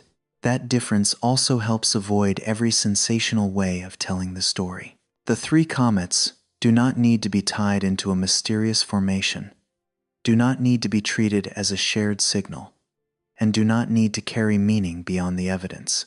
Lemmon is beautiful because it shows how ice and dust can brighten under sunlight within human observation. SWAN is beautiful because it proves that quiet data can preserve a new discovery. 3I. Atlas is beautiful because its interstellar origin turns a small faint dot into a question about the matter of the galaxy. That truth is already rich enough in imagery, deep enough, and memorable enough. The three comets also show that human beings understand the universe in many ways at once. Sometimes the senses are extended by binoculars and dark skies. Sometimes vision is widened by spacecraft, cameras, and data archives. Sometimes understanding requires orbital calculations and light analysis to realize that an object does not belong to the familiar region of the Sunday. Each approach is humble before the scale of the universe, but that very humility makes science durable. Human beings do not need to know everything immediately. They only need to learn how to look longer, measure more carefully, and ask more precise questions. In the same season, Lemmon, SWAN, and 3I, Atlas create the feeling that the sky has many layers opening at once. One layer belongs to observers on the ground. One layer belongs to data gathered by instruments beyond Earth.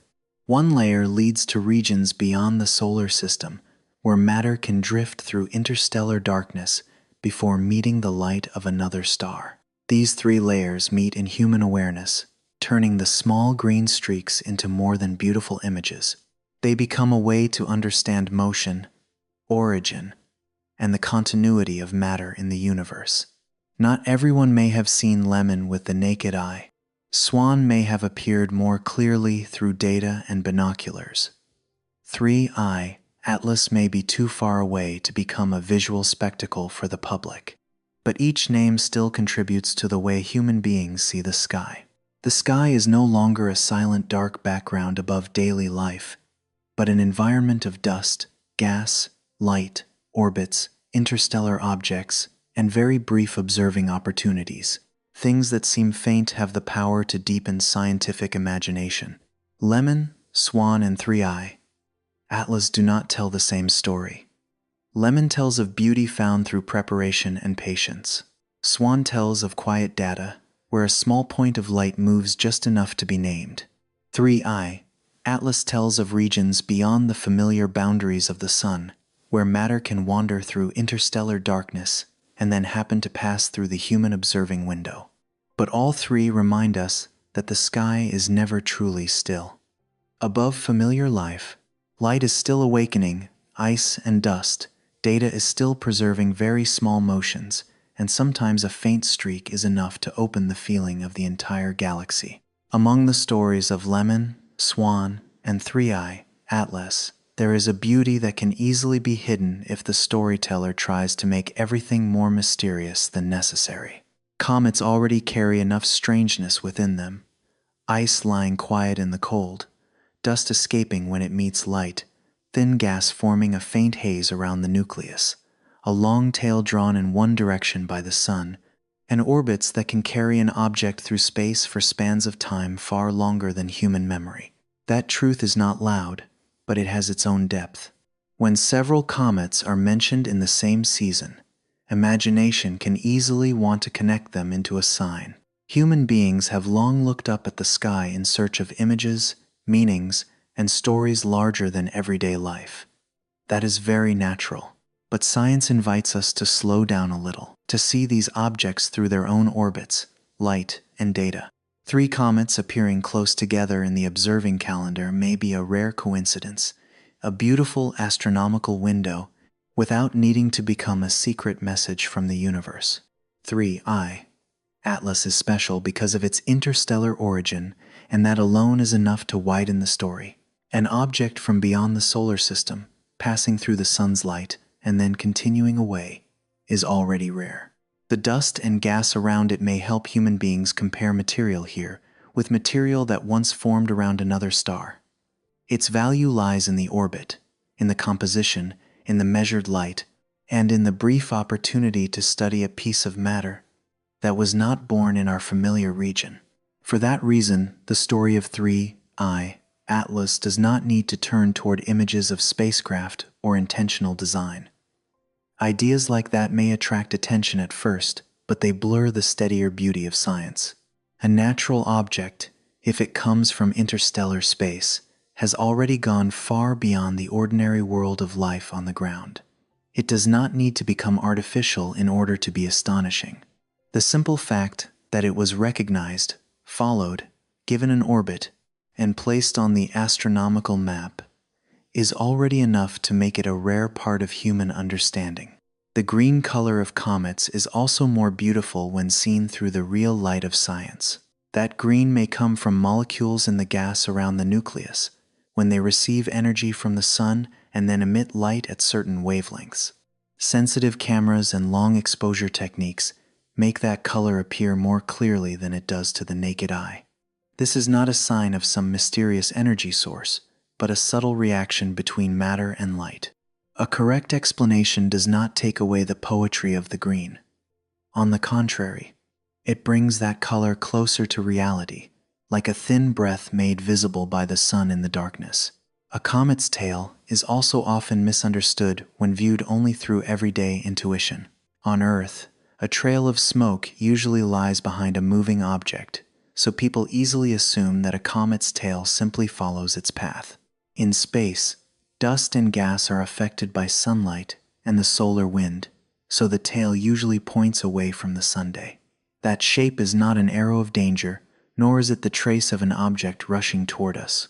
It is the way the environment around the sun shapes tiny matter, leaving the comet's nucleus. The real story already has enough material to hold the listener. There is ancient ice preserved in the cold. There is fine dust moving through light.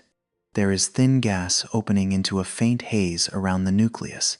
There are tails so long they stretch across enormous distances, yet far thinner than anything we imagine as a solid object. There is telescope data, positional measurements across many nights, orbits recalculated, and patient human beings searching for meaning in very small, faint dots. Without adding myth, the story is already vast. What makes science trustworthy is not coldness, but honesty before the evidence. When the unknown is still open, science does not rush to fill it with overwhelming claims. When a new fact appears, science measures again, compares, checks, and waits for more observations. That rhythm is slower than rumor, but more durable. With comets, this slowness keeps beauty from being consumed by passing speculation. A faint streak may be small, but when understood correctly, it connects ice, dust, light, the sun, orbit, and the history of matter in space. A trustworthy way of telling the story does not make imagination poorer.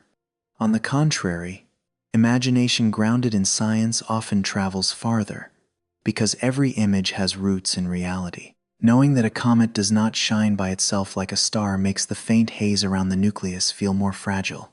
Understanding that the tail is pushed away by the solar wind gives a comet photograph direction and invisible force. Recognizing 3I, Atlas, as an interstellar object turns a small dot in the data into a trace of the wider galaxy. These understandings do not make the story smaller, they allow its depth to appear more clearly. The universe does not need to be decorated with unproven secrets in order to be wondrous. Distance is already large enough. Time is already deep enough. Matter is already strange enough. A grain of dust leaving a comet's nucleus may have rested in the cold through a long journey. A faint stream of gas may carry signs of tiny compounds excited by light. An open orbit may reveal an origin outside the solar system. Each detail is small, but when placed together, they create a feeling larger than any exaggeration. The 3 green comets of 2025 should therefore be held in their true beauty. Lemmon recalls the joy of waiting for a faint object to appear under a dark sky. SWAN reminds us that quiet data can preserve a new discovery. 3I, Atlas opens a view toward interstellar space, where matter can wander between star systems before passing through the region around the Sunday. Each story already has its own poetry, but that poetry comes from ice, dust, gas, light, and motion themselves, not from meanings added too quickly. Sometimes the best way to respect the universe is to let a phenomenon remain what it is. A comet only needs to be a dark piece of ice passing through light, letting dust and gas open into a thin tail. An interstellar object only needs to carry a distant origin, an open orbit, and a brief observing opportunity. A green color only needs to be born from matter responding to the Sunday. In that simplicity, the story is still deep enough. Small human beings standing beneath the sky, looking into very weak traces, and learning to distinguish between what the universe is truly saying and what human beings are too quick to add. Comets are beautiful partly because they do not stay for long. A planet can appear in the sky by season, return in familiar cycles, and give human beings enough time to gradually remember its position and brightness. The moon returns each month with its familiar phases of fullness and shadow. But comets often carry a different feeling. They slowly enter the observing region, brighten under the light of the sun, leave behind a coma and a thin tail, and then fade along their own path. That beauty does not belong to stability, but to a limited encounter, where every photograph and every upward glance carries the feeling of witnessing something that will not remain still and wait forever. Lemmon, SWAN, and 3I, Atlas each make that feeling clear in a different way. Lemmon can become a target that sky lovers wait for, follow night after night, and hope will brighten enough to appear in binoculars or even to the naked eye under a dark sky. SWAN brings an encounter born from solar data, quietly entering attention and then also leaving its favorable period behind. 3. Atlas makes the feeling of farewell deeper because this interstellar object does not only pass through and fade, its open trajectory will carry that piece of matter away from the region around the sun and onward through the wide space between stars. When a comet moves away, the change usually does not happen like a door slamming shut. The light weakens little by little. The coma around the nucleus shrinks or becomes harder to separate from the sky background. The tail, once appearing in long exposures like a thin mist, gradually loses detail as the distance increases and less material escapes. Through telescopes, the point of light can continue to be recorded for a while. In photographs, the signal can still be gathered through technique.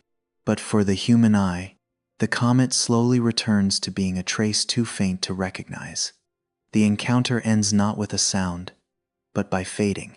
After its favorable period, Lemmon will continue along its own orbit around the Sunday.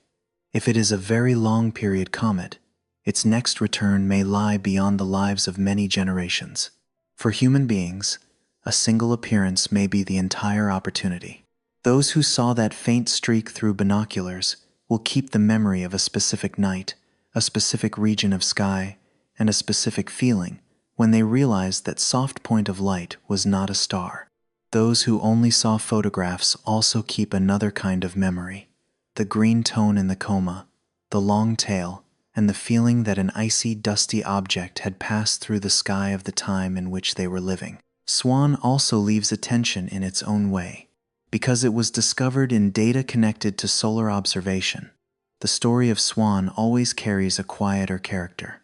A point of light appeared in technical frames, was recognized through motion, was followed during a favorable period, and then gradually faded as the observing geometry changed and the object moved farther from easy view. That departure does not make the discovery smaller. On the contrary, the fact that SWAN was drawn out of a sea of data makes the remaining trace more precious. A reminder that the sky is not only seen in the moment, but also stored, reviewed, and understood more deeply over time. 3. Atlas brings a very different kind of farewell. For comets belonging to the solar system, even if their periods may be longer than a human lifetime, they still belong to the familiar gravitational region of the Sunday. 3. Atlas does not carry that same feeling.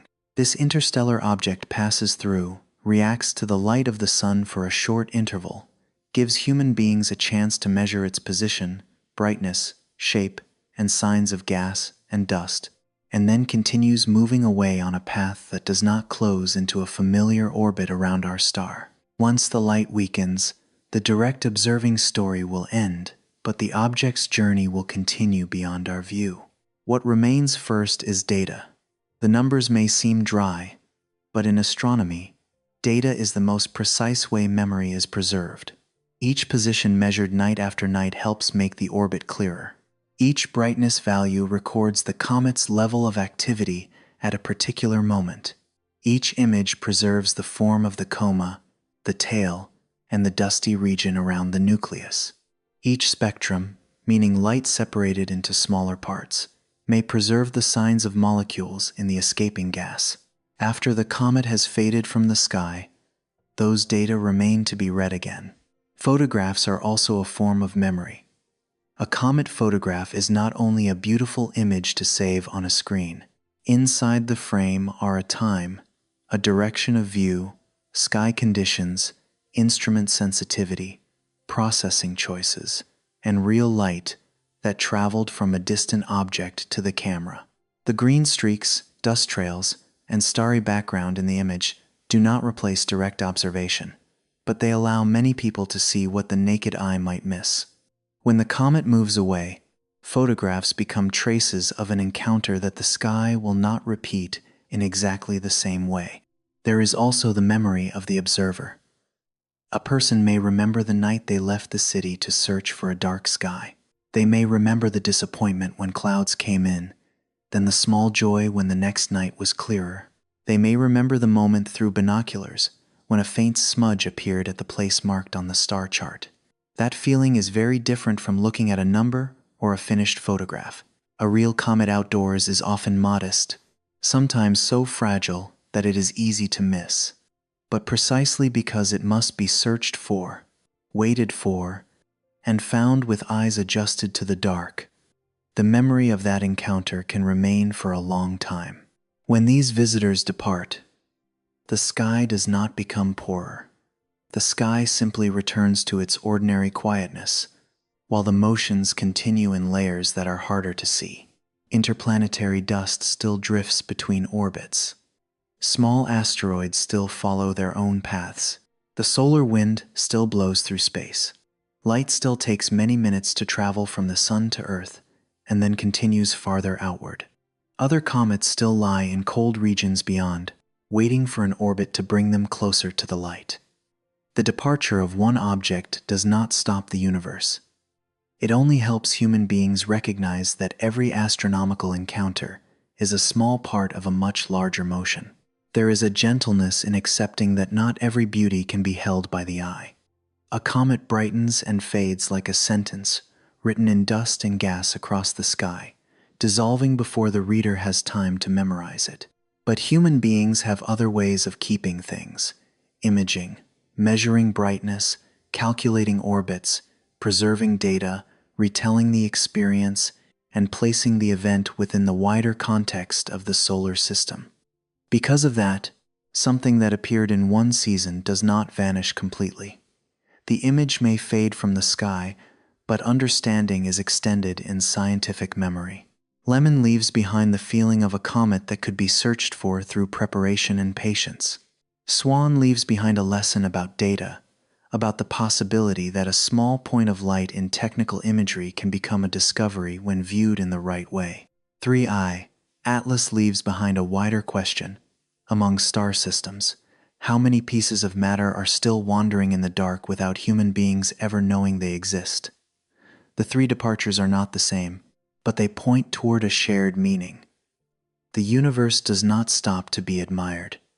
Human beings can only learn how to recognize brief moments, record them carefully, and let them open longer questions.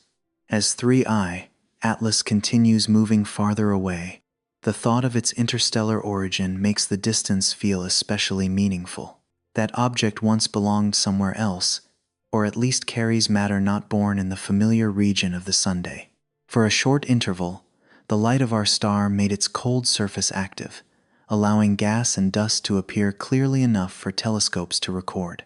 Then the object will move away, leaving no physical trace in the everyday life of Earth. What remains is the knowledge that the encounter happened, and that within human data there is a small line connecting the solar system with interstellar space. Departure also makes the three comets feel closer to human emotion. Things that remain forever are easily treated as background. Things that appear only for a short time draw more attention, because the observing time is limited.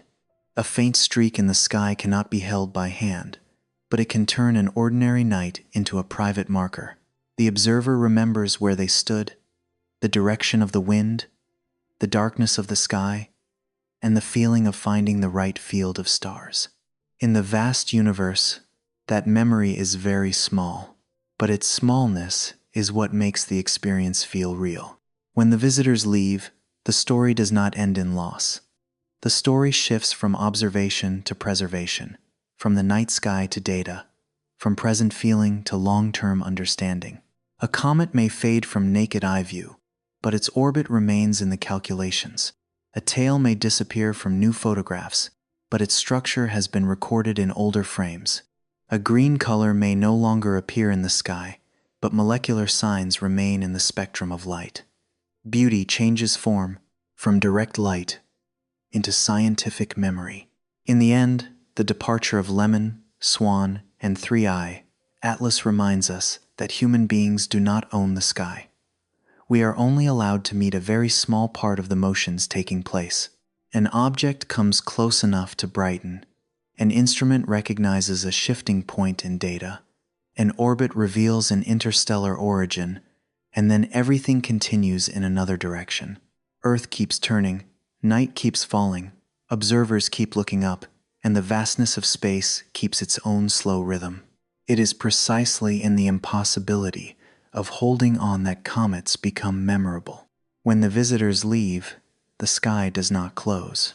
It only becomes quieter, deeper, and within that quiet remain photographs, measurements, orbital paths, records of light, and the feeling that human beings managed to see something very far away. Lemmon continues its long path. SWAN fades from its favorable period. 3I. Atlas leaves the solar system and moves onward into interstellar darkness. And behind them, here on Earth, we do not keep the objects themselves, but the traces of the encounter. In data, in memory, and in humility before a universe that is always moving beyond our reach. As Lemmon, SWAN, and 3I, Atlas gradually leave their favorable observing regions, the sky does not close like a story that has ended. Those green streaks only fade from human view, while the deeper motion behind them continues according to the very slow rhythm of the universe. Lemmon continues along its long path around the Sunday. SWAN recedes from the nights when it was easier to observe. 3I Atlas, the visitor from beyond the solar system, keeps moving away from the familiar region of light and back toward interstellar darkness. Passages like these leave no loud trace on Earth, but they do leave in human memory a very quiet feeling. The sky above everyday life has never been a motionless dark background. The 3 green comets did not come to change Earth. Our planet still turns through day and night, still carries the oceans through the tides, still lets wind move through forests, still lets cities brighten as twilight fades. Human beings still return to familiar rooms, to the small sounds of evening, to sleep arriving slowly after a long day. Yet at the same time, far from the ground, ice and dust are still drifting through sunlight. Thin gas is still opening into a coma around comet nuclei. Diffuse tails are still pointing away from the central star, and orbital paths are still quietly recording the journey of matter through space. Lemmon leaves behind the image of a beauty that needs to be waited for. Someone hoping to see this comet may have needed to leave the glow of the city, find a darker patch of sky, let the eyes gradually adjust to the night, and then sweep slowly with binoculars across the marked region of stars. That experience is not like looking at the moon or a bright planet. The beauty of Lemmon may have appeared only as a very faint smudge, so fragile that it could easily be missed if the observer was too hurried. But within that fragility, ancient ice, fine dust, and sunlight came together to create a real trace in the sky. SWAN preserves another kind of beauty, quieter and tied to the way modern human beings read the universe through data. A comet may not begin with a chance moment of looking upward, but with a small point inside frames of solar observation.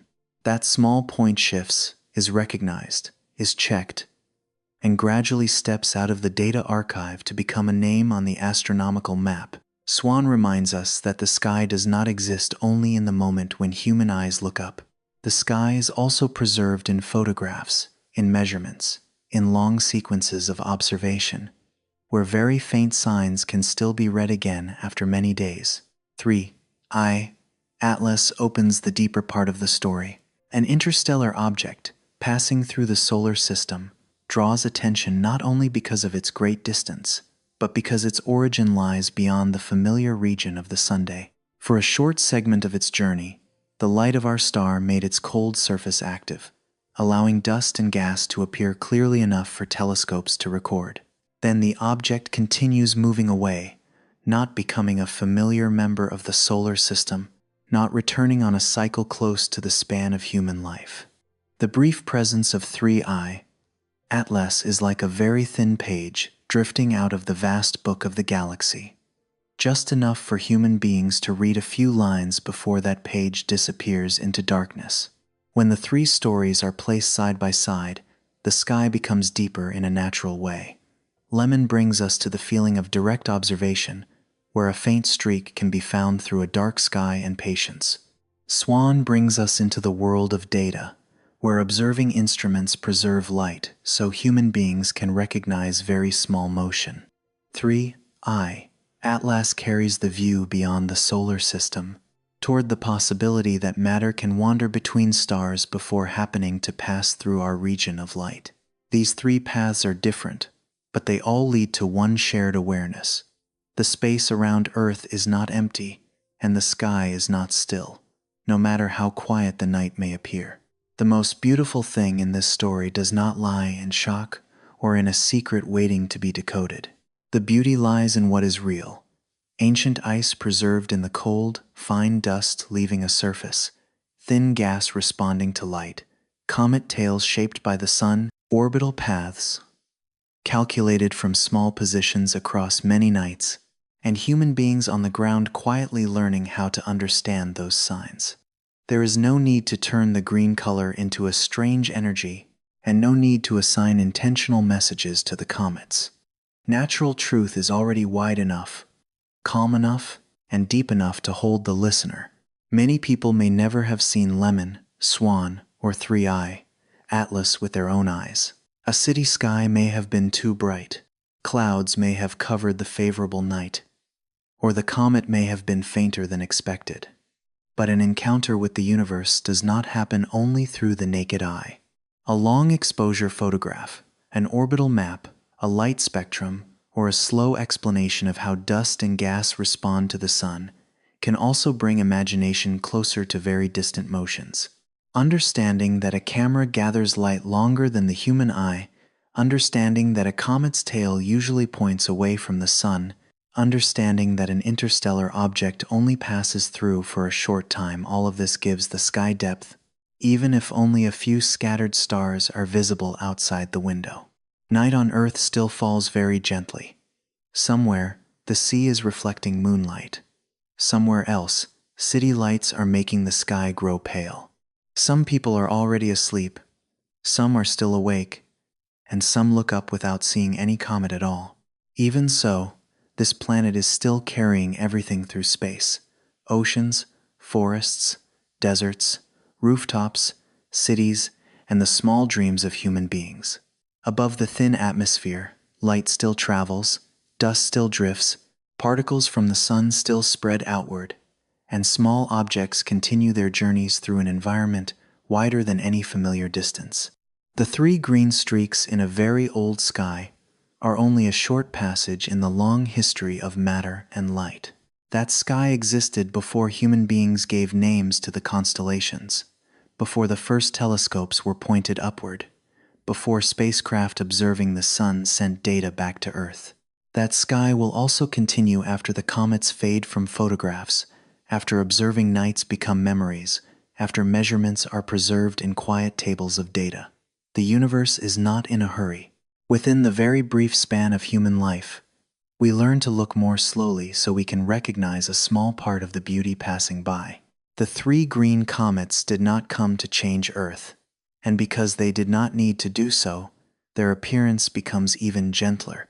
These distant visitors only passed through sunlight and the darkness of space, leaving behind a few photographs, a few orbital paths, a few measurements, a few observing memories, and a quiet feeling of vastness.